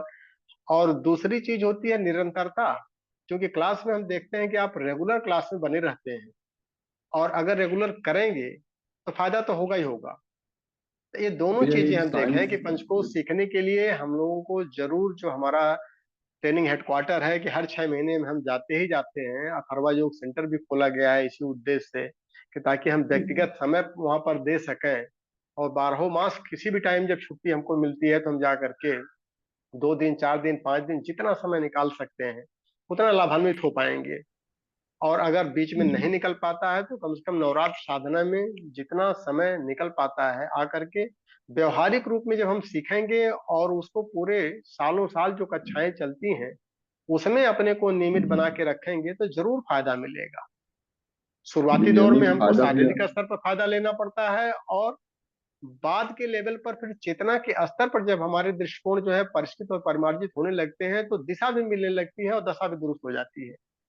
जी तो भैया इसलिए हाँ भैया। स्वास्थ्यगत जो समस्याएं भैया जो स्वास्थ्यगत समस्याएं रहती हैं ये तो भैया जो है मिसमैनेज होता है, जहां तक मुझे लगता है। ये भैया बहुत पंचकोश में जान लीजिए कि मुझे लगता है कि ये बहुत छोटी उपलब्धियां हैं जो स्वास्थ्य से तो संबंधित हैं। भैया आज पूरा समाज इसी से तो ग्रसित है, अभी चेतना के स्तर पर तो जाने की बात ही नहीं आ पा रही है। हाँ हाँ भैया बात तो सही है, लेकिन चूंकि हम लोग भैया जुड़े हुए हैं और अगर जी नियमितता जैसे बाबूजी कहते हैं अगर रोज का 2 घंटे अगर हम लोग दें तो भैया 24 घंटे में 2 घंटे निकालना तो बड़ा आसान होता है। अगर आपका अगर लक्ष्य है कि हाँ हमें यही करना है और हमको शुरुआत यहीं से करनी है तो भैया ये मुश्किल नहीं होता है। हाँ, और लेकिन लेह के लक्ष्य तभी बन पाएगा कि जब हम उसके फायदे को देखें कि जो हमारे वरिष्ठ साधक हैं कितने सारे फायदे लेकर के आज शांति और आनंद में और विकास की पराकाष्ठा पर अपने को पहुंचा करके और समाज को आचरण के माध्यम से शिक्षा दे रहे हैं। तो अगर यही लक्ष्य लोग लें कि हाँ भाई ये उपलब्धि तो बहुत अच्छी उपलब्धि है तो फिर लोग प्रेरित होंगे और फिर आगे बढ़ेंगे। तो हम चाहेंगे इसी तरह से पहले आप अपना व्यक्तिगत जो है परिष्कार कल्याण कर लें और फिर समाज में जो कंट्रीब्यूशन हो सकता है वो तो वही पूर्णाहुति का जी मंत्र है। जितना बढ़िया पूर्णाहुति होगी उतने बढ़िया जो है लाभान्वित हम जी होते भैया चले जाएंगे। अब जी हम सीधे चलते हैं नोएडा में। आदरणीय आदित्य चंद्रा भैया हैं, ये रहने वाले मोतिहारी के हैं। अभी पिछले साल इन्होंने मैरिज भी किया है और प्रोफेशनली इंजीनियर भी हैं आदित्य चंद्रा जी। हाँ भैया बताइए आप कितना लाभान्वित हो पा रहे हैं और बहन जी को भी कुछ प्रेरणा दे पा रहे हैं कि नहीं दे पा रहे हैं शादी के भैया बाद। भैया प्रणाम। हाँ प्रणाम भैया प्रणाम। कवि को प्रणाम, बाबूजी को भी प्रणाम। पंचकोशीय साधना से मुझे बहुत फायदा हुआ। लास्ट बार भी जब अनुभव शेयर कर रहे थे तब भी बताए थे। मतलब मुझे ज्यादा फायदा मानसिक स्तर पे हुआ कि जीवन में अगर कोई समस्या आती है तो चेतना के स्तर पे सुधार होने से वो समस्या समस्या की तरह नहीं लगता है, या उसको झेलने की क्षमता रहती है, ऐसा कर सकते हैं। क्योंकि मेरा क्रिया योग कम है, उसमें मैं नियमित नहीं हूँ, तो उधर फायदा नहीं हुआ है। लेकिन चेतना के स्तर पे फायदा हुआ है स्वाध्याय करने से, और भी बाबूजी की क्लास करने से। इन सब चीजों से मुझे फायदा हुआ है। और मतलब मेरा अनुभव तो इतना ही है। मुझ अगर मैं प्रारंभ से देखूं तो बहुत फायदा हुआ है। लेकिन इधर मैंने महसूस किया कि अगर कोई समस्या आ भी रहा है तो आराम से, मतलब समस्या को समस्या नहीं मानते हुए भी आराम से उसको काम की तरह लेके कर रहे हैं।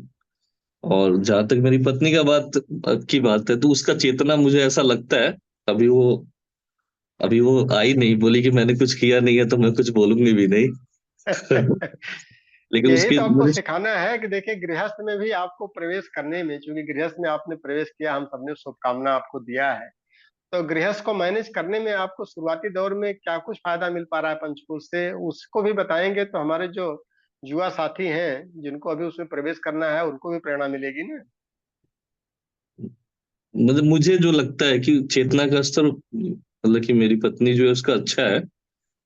और कुछ दिनों से उसने योग व्यायाम करना भी शुरू किया है। मैं कुछ कहना नहीं चाहता हूँ कि तुम मतलब कि ऐसे करो ऐसे करो, वो खुद से करे तो ज्यादा अच्छा है। तो मुझे पूरा मतलब विश्वास है कि वो खुद से ही सब करेगी। अभी सासाराम हम लोग गए थे शारदीय नवरात्र में, तो दीक्षा वगैरह भी ली, दीक्षा भी ली। और अभी कुछ दिनों से योग व्यायाम भी शुरू किया, तो मुझे उम्मीद है कि धीरे धीरे वो सब करेगी। और उसका चेतना का स्तर चलिए मेरे से चलिए, अच्छा है। आप जब कंपैरिजन करेंगे तो परेशानी में रहेंगे। कंपैरिजन कभी मत करिए, वो अपने आप में यूनिक है, आप भी यूनिक है, परमात्मा ने सबको यूनिक बनाया है। बस ये है कि दोनों लोग मिल करके और ज्यादा यूनिक स्क्वायर बन जाइए। हम सबकी शुभकामनाएं यही हैं और पंचकोश से सबको फायदा मिला है और हाँ परिवार भैया के मिला साथ है। लोग फायदा ले रहे हैं और आप भी इसको लें और आगे अपना गति दें और समय निकले तो फिर आप आए जैसे सत्र में तो फिर मुलाकात वहाँ होती है। इस सत्र में तो नहीं आ पाएंगे, लेकिन अगले सत्र में कोशिश करेंगे आने का। चलिए चलिए, जब समय मिले तभी आए। और बाकी तब बाबूजी ने ऐसा सिस्टम बना दिया है कि 12 मास जब समय मिलता है तभी हम लोग कुछ समय वहां पर दें, ताकि हमारा व्यक्तित्व जो है उसमें और प्रखरता और निखार आता चला जाए। हम चलते हैं एमपी से। अगर भजन लाल मालवीय जी हैं, अपनी वीडियो ऑन कर लें। बैतूल डिस्ट्रिक्ट से इन्होंने आग्रह किया था कि अपना अनुभव साझा करने के लिए। जी भाई साहब, भजन लाल जी इसमें नहीं शायद। अच्छा, भजन लाल जी नहीं है। जी। तो भजन लाल जी नहीं है तो फिर संत कबीर नगर से आदरणीय शत्रुघ्न सिंह जी है। ये गायत्री के पुराने साधक भी हैं, लेकिन पिछले साल 2 साल से पंचकोश से भी जुड़े हैं और क्लास में रेगुलर बने रहते हैं। तो आपको क्या कुछ फायदा मिल पा रहा है, क्या कुछ कर पा रहे हैं, बताएं। और चूंकि अब नए आप जुड़े हैं साल 2 साल से, और गायत्री के तो पुराने साधक है ही हैं, समाज की सेवा खूब करते हैं। हाँ, प्रणाम भैया। बाबू जी प्रणाम। बाबू जी प्रणाम। हाँ प्रणाम भैया, प्रणाम। आवाज जा रही है ना? हाँ बहुत बढ़िया आ रही है, बहुत बढ़िया आ रही है। बाबू जी को भी प्रणाम, और विशेष करके नितिन जी को और अमन जी को भी मेरा अलग से ही प्रणाम है, क्योंकि उनसे हम लोगों को बहुत ज़्यादा प्रेरणाएं मिल जाती हैं। प्रश्नोत्तरी में भी क्लास तो हम बराबर रहते हैं, करते मन योग से करते हैं, और समस्याएं तो वही आती हैं जो हम बुलाते हैं। बिना बुलाए कोई समस्या आती नहीं है, और समस्या का समाधान भी हमारे साधना से ही है। हमारे साधना में कमी है, उसी वजह से आती है। और हमको सबसे बड़ी समस्या हमारी ये आ जाती है कि हम जैसे क्लास करते हैं, कोई चीज़ सुनते हैं, क्लास के अलावा अन्य भी चीज़ें, तो हम तत्काल में वो चीज़ कहना चाहते हैं तो हमारे एकदम जैसे डिजीट होता है, खत्म हो जाता है, भूल जाता है। यही हमें समस्या का समाधान नहीं हो पा रहा है। बाकी तो हमारी व्यक्तिगत कोई समस्या है ही नहीं, और पंचकोश से तो हमारा अंततः सब आध्यात्मिक भौतिक एक विकास हो रहा है। जितना कर रहे हैं उतना ही। और बहुत बढ़िया, बहुत बढ़िया। और चूंकि मनोमय कोष में थोड़ा सा और रिफाइनमेंट होगा तो ये समस्या जो आपकी छोटी मोटी समस्या है, मनोमय कोष के रिफाइनमेंट से अपने आप दूर हो जाएगी। और चूंकि आप लोग साधक हैं तो इसलिए आप लोगों का अन्नमय कोष प्राणमय कोष तो काफी कुछ दुरुस्त रहता ही है, लेकिन मनोमय कोष में जाकर के थोड़ी मोड़ी जो गांठें रह जाती हैं, उलझन रह जाती है, उसकी वजह से इस तरह की समस्याएं थोड़ा सा आती हैं, और वो भी दूर हो जाएगी। क्योंकि आप साल 2 साल से जुड़े हैं और इसी तरह से निरंतरता आप बनाए रखें तो सब कुछ ठीक हो जाएगा। और ग्रुप में अगर और कोई अपना अनुभव साझा करना चाहें तो हैंड रेज जरूर करें, क्योंकि आज समय 2-4 मिनट का मिल सकता है, उम्मीद दिखाई पड़ रही है, इसलिए हमने शुरू में भी आग्रह किया था।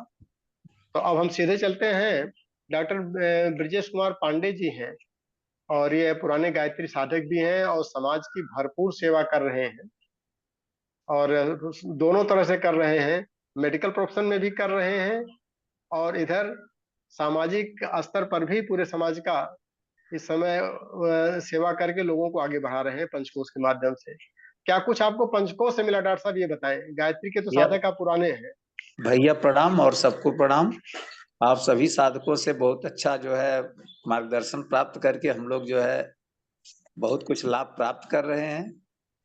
तो हम तो ये कहेंगे कि हम इसको जो है पंचकोश को एक व्यवसाय के रूप में जो है मानते हैं कि जैसे इससे बड़ा कोई व्यवसाय ही नहीं है।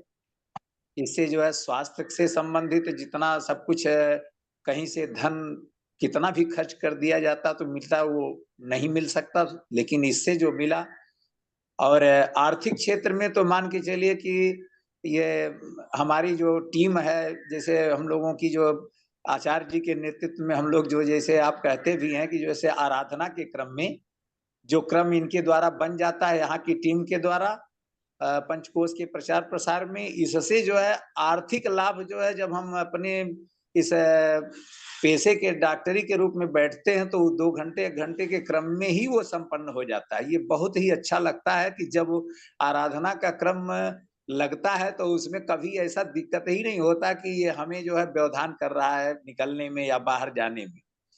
तो हमें लगता है कि पूरा जो है हर तरफ से जो है मनो आर्थिक दृष्टि से, स्वास्थ्य की दृष्टि से और मानसिक दृष्टि से, तो मान के चलिए कि जब कहीं हम देखते हैं कि कार्यक्रम में या कहीं भी किसी लेवल पर बुलाया जाता है या वहां जाने के बाद भी वो अपेक्षित चीज जिस दृष्टि से बुलाया जाता है नहीं मिलता है, तो और आनंद आता है। फिर उपेक्षित होने के बाद भी खूब आनंद आने लगता है।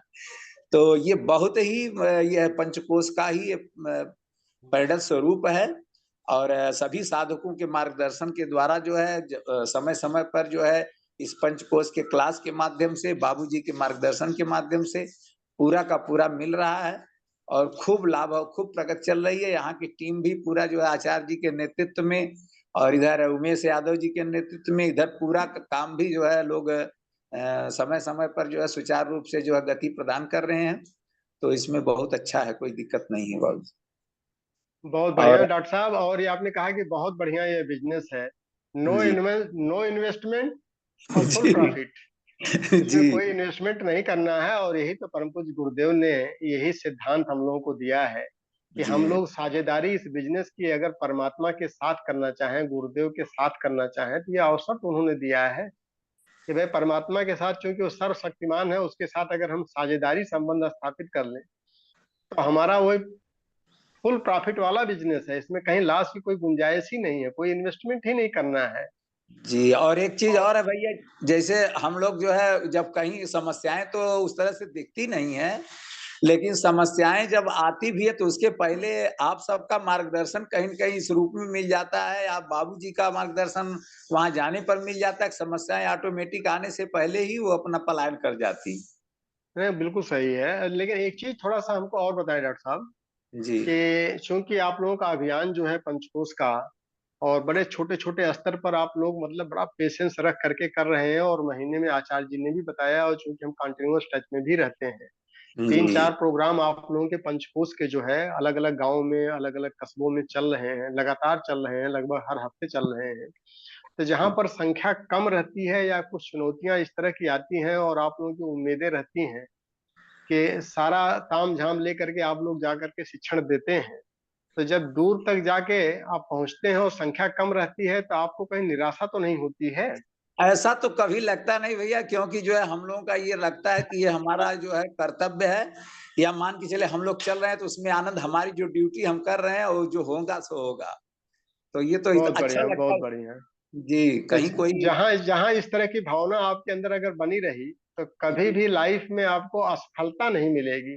ये मान के चलिए कि कुछ खोएंगे नहीं, सिर्फ पाएंगे ही पाएंगे। जी और जी अगर इसमें किसी दूसरे को सिखाने का मौका न मिले तो अपने सीख करके आएंगे।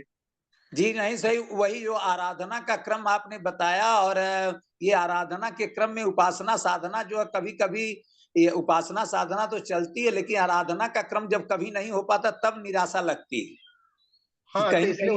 उसको नहीं लगनी चाहिए। और दूसरी चीज, जो पूर्णाहुति का मंत्र जो हम लोग चर्चा आपस में किए थे कि जी जी पूर्णादरि पुरापत सुपूर्णा पुनरापत, जो कुछ भी हमारी मुट्ठी में आ जाए उसको फैलाते चले जाएं, अपने जी पास कुछ न रखें, उसके बाद देखिए कितने करोड़पति हम बन जाते हैं।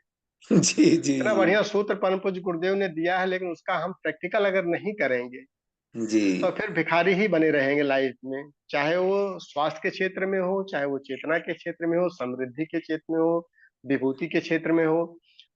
तो अब हम चलते हैं सीधे अच्छा, प्रणाम भैया, डॉक्टर ब्रजेश प्रणाम कुमार पांडे जी साहब। प्रणाम। प्रणाम प्रणाम भैया, प्रणाम। क्योंकि ये लोग सतत जो है अपना प्रोफेशन भी कर रहे हैं, घर परिवार को भी बहुत बढ़िया से चला रहे हैं, और समाज की सेवा खूब बढ़िया से कर रहे हैं। पंचकोश का प्रचार प्रसार जनमानस में कर रहे हैं ये लोग। चुनौतियां तो आती हैं, लेकिन संतुष्टि भी उसके साथ में आती जाती है। तो शशिकला दीदी होंगी अतरौलिया क्षेत्र से।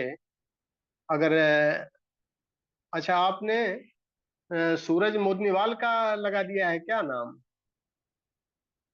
हाँ, तो हमको लग रहा है सूरज मोदनीवाल के नाम पर शशिकला दीदी हैं, अतरौलिया क्षेत्र से। नाम आप लोग अपना जरूर सही लिखा करें, जिसको भी व्यक्त करना हो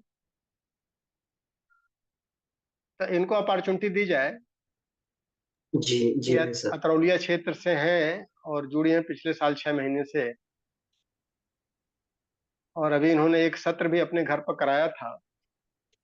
ऑडियो ऑन करें दीदी। अभी अमन भैया ने परमिट कर दिया है, अपनी ऑडियो को ऑन करके बताएं कि क्या कुछ फायदा आपको मिल पा रहा। हाँ, अब ऑन हो गया है, बताएं। भैया ये प्रणाम। सूरज मोदनीवाल के नाम पर आ रहा है, सचकला दीदी। जी, वो सूरज मदनवाल जो मेरा बेटा है ना, वो रजिस्ट्रेशन किया था तो उसी के कोई नाम नहीं पर। दीदी, कोई नहीं, आप बताएं बताएं, कोई दीदी कोई दिक्कत नहीं है। प्रणाम, सभी साधकों को प्रणाम। अब भैया हम जो जब से जुड़े हैं, गायत्री से जब से जुड़े हैं, तब से बहुत लाभ तो मिला।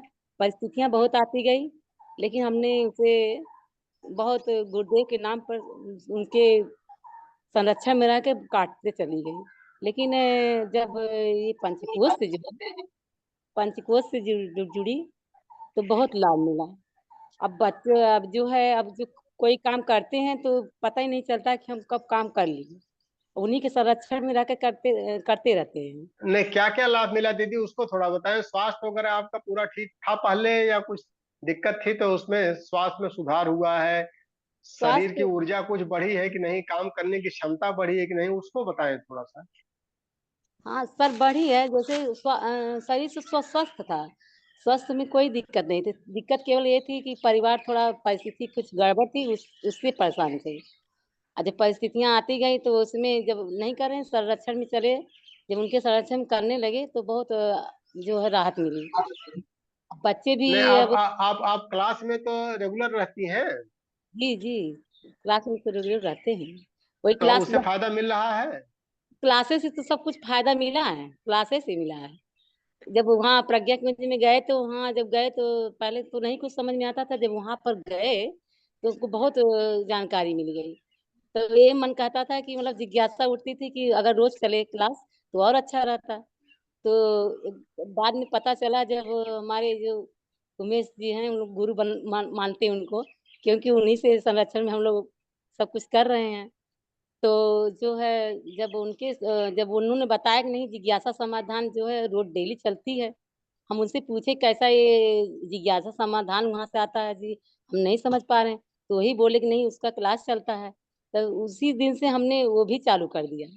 तब जब से चालू किए तब से मतलब हर एक रोज नए नए चीज मिलती रहती है। और उससे हमको बहुत प्रेरणा भी मिलती है। और बच्चे भी जो कोई काम करते हैं, बच्चे भी बस इतनी संतुष्टि रहती है कि बच्चे लोग या पति हमारे इतना मतलब पहले इतना वो थे कि वो मानते ही नहीं थे, कुछ करने नहीं देते थे। लेकिन आज क्या है कि सभी लोग जुट जाते हैं। बहुत खुशी की बात यही रहती है कि कम से कम कोई काम गुरुदेव का करते हैं तो लोग जुट जाते हैं, पूरी व्यवस्था दे देते हैं। हाँ, बहुत पूरी बढ़िया दीदी, बहुत बढ़िया।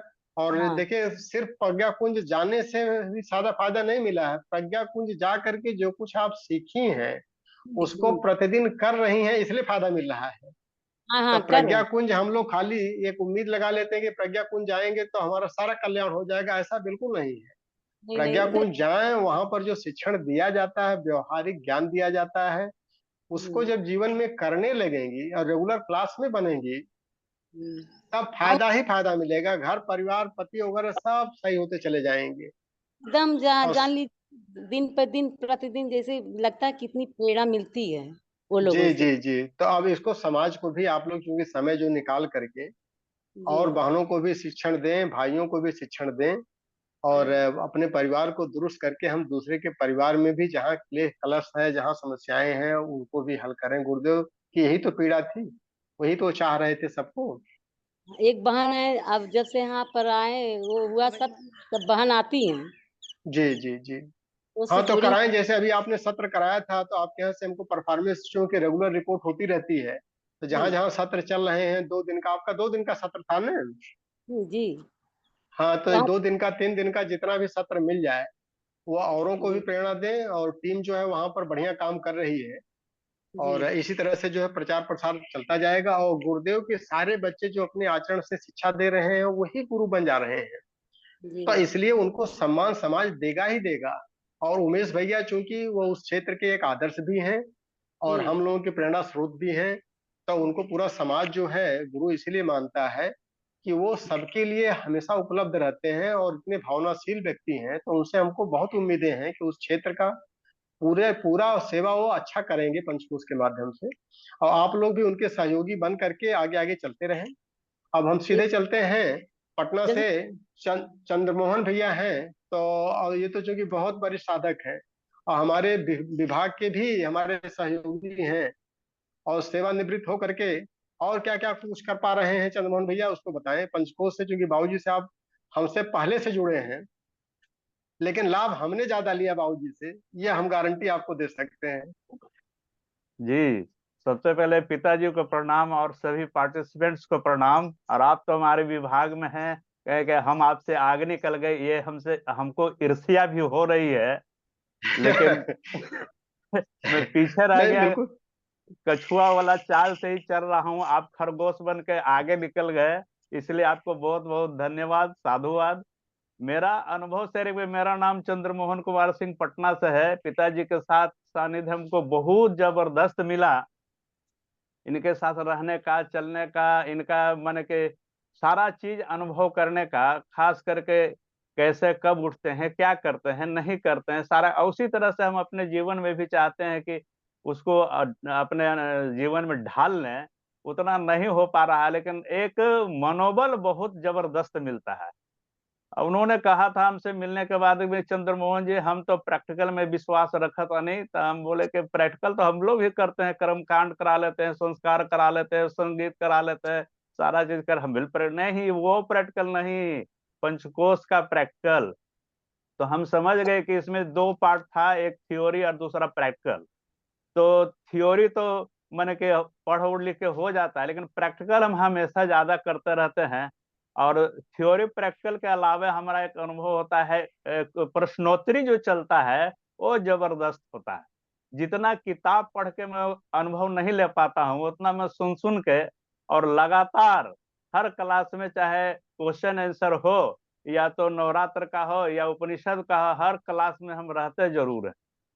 तो मेरा उपलब्धि इतने है कि माने हमारा भी थोड़ा सा हेल्थ इशू, बैक पेन हो गया है, जिसमें L2 L3 L4 में नस जो चप रहा था। और उस समय भी हम सासाराम में गए, समाधि पर प्रणाम किया, फिर श्रमदान किया कि हो सकता है कि यहीं से मेरा दर्द का निवारण हो, लेकिन बहुत ज्यादा था। वहां से जब प्रवचन हॉल में आते थे तो पैर में झिनझिनी हो जाता था, लगता था कितना जल्दी बैठ जाएं। तो पिताजी से मुलाकात हुई तो उन्होंने कहा था कि एक दिल्ली में है डॉक्टर साहब, उनसे आप संपर्क कीजिए। तो उधर मौसम खराब, ठंड के वजह से बात रोग ज्यादा ये हो जाता है, अब थोड़ा मौसम ठीक हुआ है तो उनसे संपर्क में जाएंगे, संपर्क करेंगे तो इलाज चलेगा। लेकिन इतना मैं खुश जरूर रहता हूँ कि पिताजी को देख के, कि पिताजी का जब एक्सीडेंट हुआ था तो वो कहते थे कि चंद्रमोहन जी हमारा तो इतना डैमेज हो गई बा, लेकिन कमर से ऊपर वाला ठीक बा। हमारा गुरु जी यही चाह रहे थे कि हमारा ज्ञान सब लोगों के लाभ मिले। और यही देखते कि हम भी खुश रहते हैं कि बहुत से इस उम्र में मैंने बात रोग से पीड़ित हो जाते हैं 40 के बाद, तो लोग कितना मैंने कि वॉकर लेके चल रहे हैं, कितना लाठी लेके चल रहे हैं। और मैं वैसा नहीं हूँ, मैं 1-2 किलोमीटर घूम लेता हूँ। तो चलिए उससे तो बेटर है, इस समझ समझ चलिए के मैं खुश रहता हूँ। हाँ, बिल्कुल ठीक है, संतुष्ट अपना रहिए और ईर्ष्या वगैरह नहीं करनी चाहिए और प्रेरणा लेकर के आगे बढ़ते रहना चाहिए। और हम लोग प्रयास करेंगे कि आप आए, और इस नवरात्र साधना में आपसे हमको ढेर सारी चीजें सीखनी है। ढपली बजाना आपको अभी तक हमको नहीं आ पाया है, और हम आपको गुरु मान लेते हैं, लेकिन अब जब तक सिखाएंगे नहीं तब तक फिर फायदा क्या रहेगा। हम सीखने के गुरु लिए तैयार हैं और इस बार आए सत्र में। गुरु का मतलब तो सबका मालिक एक है सर। हाँ, नहीं ठीक है, तो आप आइए, फिर वहां पर हम लोग लाभ लेते हैं, क्योंकि समय की मर्यादा है। जी बहुत और बहुत हम लोग धन्यवाद। सीधे अब चलते हैं प्रज्ञा कुंज। एक दो लोग और देना चाह रहे हैं, लेकिन हम उनको अपॉर्चुनिटी देंगे। प्रभासनी दीदी हैं, उनको अपॉर्चुनिटी जो है आगे कक्षा में पूरा मिलेगी। और श्रद्धेय बाबू जी का हम लोग आशीर्वाद लें, मार्गदर्शन लें, और जो अनुभव साझा करने का उद्देश्य होता है कि सभी साधक चूंकि अपने अपने में साधना कर रहे हैं और देखें कि दूसरे साधक क्या कुछ करके काफी आगे निकल जा रहे हैं, शारीरिक स्तर पर, मानसिक स्तर पर, आत्मिक स्तर पर। और हम लोग अपने शरीर के रोगों को पूरी तरह से समन करके और उसके अंदर बलिष्ठता प्रदान कर रहे हैं, प्राण को जागृत करके जीवट ला रहे हैं। और मन चूंकि धैर्यवान जब तक नहीं बनेगा, शांति नहीं रहेगी, तब तक जीवन जो है सुकून से नहीं बीतेगा। और संवेदना को भी हमको अधिक से अधिक आत्मसात करना है, करुणा, संवेदना, आत्मीयता, इसी से हम समाज को, परिवार को, सबको बांट के चल पाते हैं और जीवन आनंद के साथ आगे बिताते रहते हैं। तो इसमें हमको समय समय पर अगर प्रेरणा मिलती रहेगी और दूसरों को प्रेरणा हम देते रहेंगे, जो भी हमारी उपलब्धि है, तो यही सत्कर्म है और यही धर्म है। तो हम चाहेंगे श्रद्धेय बाबूजी कुछ दो शब्द हम लोगों को आशीर्वाद के स्वरूप दें। और जो कुछ आपने ये खेती किया है, ये खेती की फसलें जो हैं इसी रूप में लहलहा रही हैं, और आप इसको कैसे वॉच कर पा रहे हैं, कैसे रीड कर पा रहे हैं श्रद्धेय बाबूजी? अमन भैया क्लास में नहीं है क्या बाबूजी? जी बाबूजी क्लास में हैं। अच्छा, अच्छे से। तो इतना पीछे क्यों हो जा रहे हैं बाबूजी? जब क्लास में है तो आशीर्वाद देने में पीछे रहेंगे तो कैसे काम चलेगा? हाँ, प्रणाम बाबूजी। जी प्रणाम। और आपको बार बार प्रणाम है। अच्छा क्लास हैंडल करते हैं, अनुभव को कुरेद कुरेद करके अनुभव पूछते हैं। तो देखिए आज का जो ये अनुभव शेयर करने में जो पार्टिसिपेंट रहे, अमन जी और इधर राणा जी कहीं व्यस्त होंगे, मीना दी, राजेंद्र थापा जी नेपाल से, डॉक्टर सुरेंद्र सिंह जी, उमा दी, इंजीनियर आशीष कुमार गुप्ता जी, आशा देवी, कृपा शंकर मिश्री जी, आदित्य चंद्र जी, और एक हैं शत्रुघ्न सिंह जी, डॉक्टर ब्रजेश पांडे जी, शशिकला जी और चंद्रमोहन जी। देखिए इन सब लोगों से हम व्यक्तिगत रूप से भी मिल चुके हैं बार बार, लेकिन प्रसन्नता होती है कि सब खुश हैं, अपनी साधना से संतुष्ट तो जरूर हैं, लेकिन हम जितना चाहते हैं संतुष्टि उसमें और अधिक की अपेक्षा थी कि उसको गहराई और लिया जाए, और अपनी एफिशिएंसी की कोई सीमा नहीं होती, उसको धीरे धीरे बढ़ाते रहा जाए।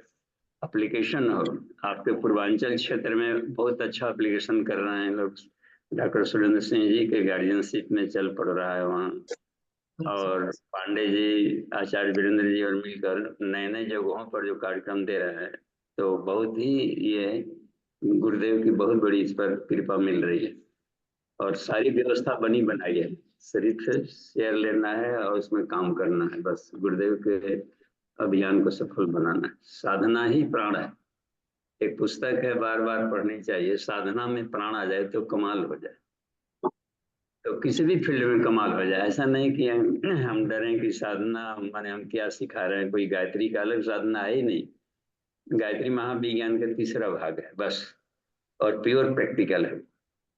तो शुरुआत से ही गुरु जी ने हमको इसी की दीक्षा ही दिया था पंचकोश का, जब से जुड़े 1980 से, और 5-7 साल के भीतर में इसके आर पार की सामग्री को साक्षात्कार करा दी, लेकिन अपना उसमें जदोजहद काफी रहा। ऐसा नहीं कि फुकट में कुछ मिला हो, रात दिन एक कर दिए थे उसकी तैयारी करके, लगातार 6 साल तो विदाउट पे 6-6 महीना रहते थे, ऑफिस सचिवालय से छुट्टी नहीं मिलती है लंबी, तो उसको लीव विदाउट पे सैंक्शन करा करके 6-6 महीना गुरु जी का वाहन पर जाना है, काटना और प्रैक्टिकल अधिक करना। स्वाध्याय तो रात दिन हर स्वाध्याय को फॉलो किया गया।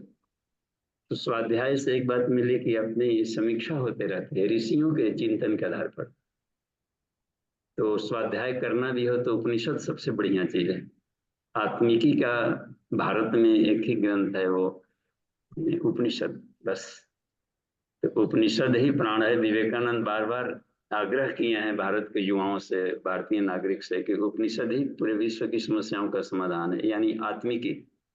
अर्जुन को सारे शोक मोह से हटाने के लिए कृष्ण ने उपनिषदों का सहारा लिया, उपनिषदों के सूत्र को ही बताया, सर्वो उपनिषदों गावो दुग्धा गोपालनंदना पार्थोवत्स। तो गुरुदेव ने प्रज्ञोपनिषद भी उस कड़ी में एक आगे लिखा, तो आज के उसमें हर प्रश्नों का उत्तर समसामयिक भी दिया गया है। गीता में तो 700 केवल श्लोक थे। आज के अर्जुन, आज के वैज्ञानिक वाले हैं सभी, तो इनके क्रॉस क्वेश्चन अधिक हैं, इसलिए उत्तर देने के लिए 3916 उसमें मंत्र है, तो समझिए कितने। और सब ऐसा नहीं कि कहीं से लिया गया, कहीं की कॉपी नहीं है, सब अद्भुत है, महाव्यास का सृजन है वो। तो हम स्वाध्याय करें और उसका प्रैक्टिकल भी जरूर करें। तो प्रैक्टिकल में जहाँ दिक्कत आएगी हम आपको एक मित्र की तरह साथ देंगे उसमें, तो ऐसा ही नहीं कि आत्म साक्षात्कार न। तो सबको हो रहा है और उसको हम लोग स्वीकार नहीं कर रहे हैं, किसी को आत्म साक्षात्कार कहते हैं। जो गुड फीलिंग हो रही है, आत्म संतुष्टि मिल रही है और आनंद और प्रसन्नता की वृद्धि होती जा रही है, तो इसी आनंद और प्रसन्नता के क्लाइमेक्स को आत्म साक्षात्कार कहते हैं। अथाह शांति, अथाह आनंद, पीस एंड ब्लिस। जी ठीक है, धन्यवाद। आगे बढ़ते रहें और खूब देखते रहें। धन्यवाद बाबूजी, आपका इस तरह का आशीर्वाद और मार्गदर्शन हम लोगों को मिलता रहे। और बाबूजी ने एक बहुत बढ़िया बात कही कि गायत्री मंत्र में चूंकि एक एक अक्षर बताते गए हैं बाबूजी, तो धीमहि में धी अक्षर जो है बहुत ही प्रभावी रहा है। और जीवन में सफलता का मूल जो है, धीरज तुष्टो भविनयुत वेकस्यामि समुन्नतो और क्रियताम उन्नति तेन सर्वा स्वसासु जीवने।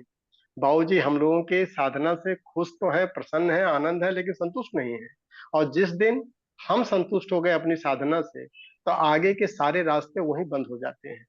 इसलिए जो असंतुष्टि बाबूजी के अंदर है हम लोगों को लेकर के, उससे ज्यादा असंतुष्ट अगर हम लोग स्वयं से हो जाए, तो परिष्कार के सारे रास्ते हमारे खुल जाएंगे। और यही गायत्री साधक की पहचान है। तो चूंकि हम अनन्य गायत्री साधक के सिद्ध के बेटे हैं, और बाबूजी के संरक्षण में, मार्गदर्शन में उनके एक एक शब्द हमारे लिए महत्वपूर्ण है, और इसको आत्मसात जी बाबूजी। आप लोगों का जो ये प्रयास लग रहा है, चल पड़ा है, तो अब लगता है कि ये काफिला अब इनफाइनाइट तक जाएगा, क्योंकि इसमें बिल्कुल जनरेशन जाएगा बाबूजी, बिल्कुल हम लोगों का प्रयास रहेगा कि अपनी पूरी जान लगा दिया जाएगा।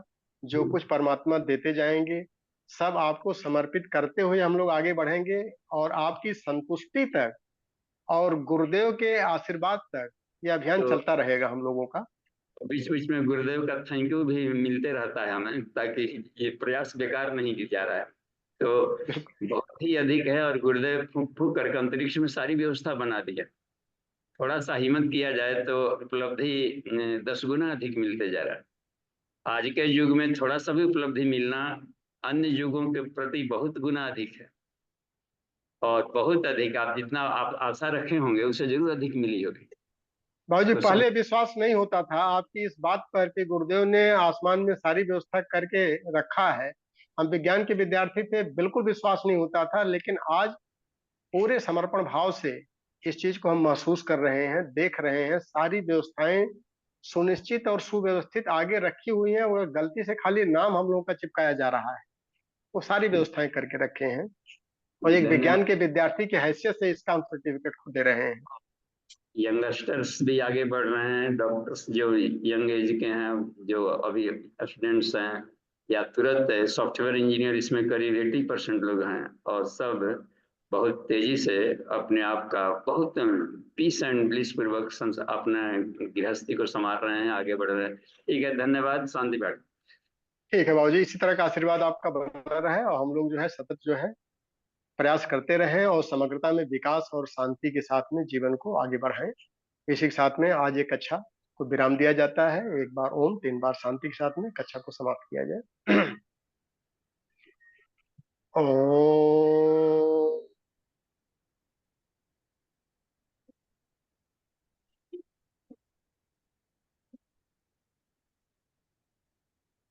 शांति, शांति, शांति। समाप्त। सभी को नमस्कार। आज का दिन सबका शुभ हो। धन्यवाद।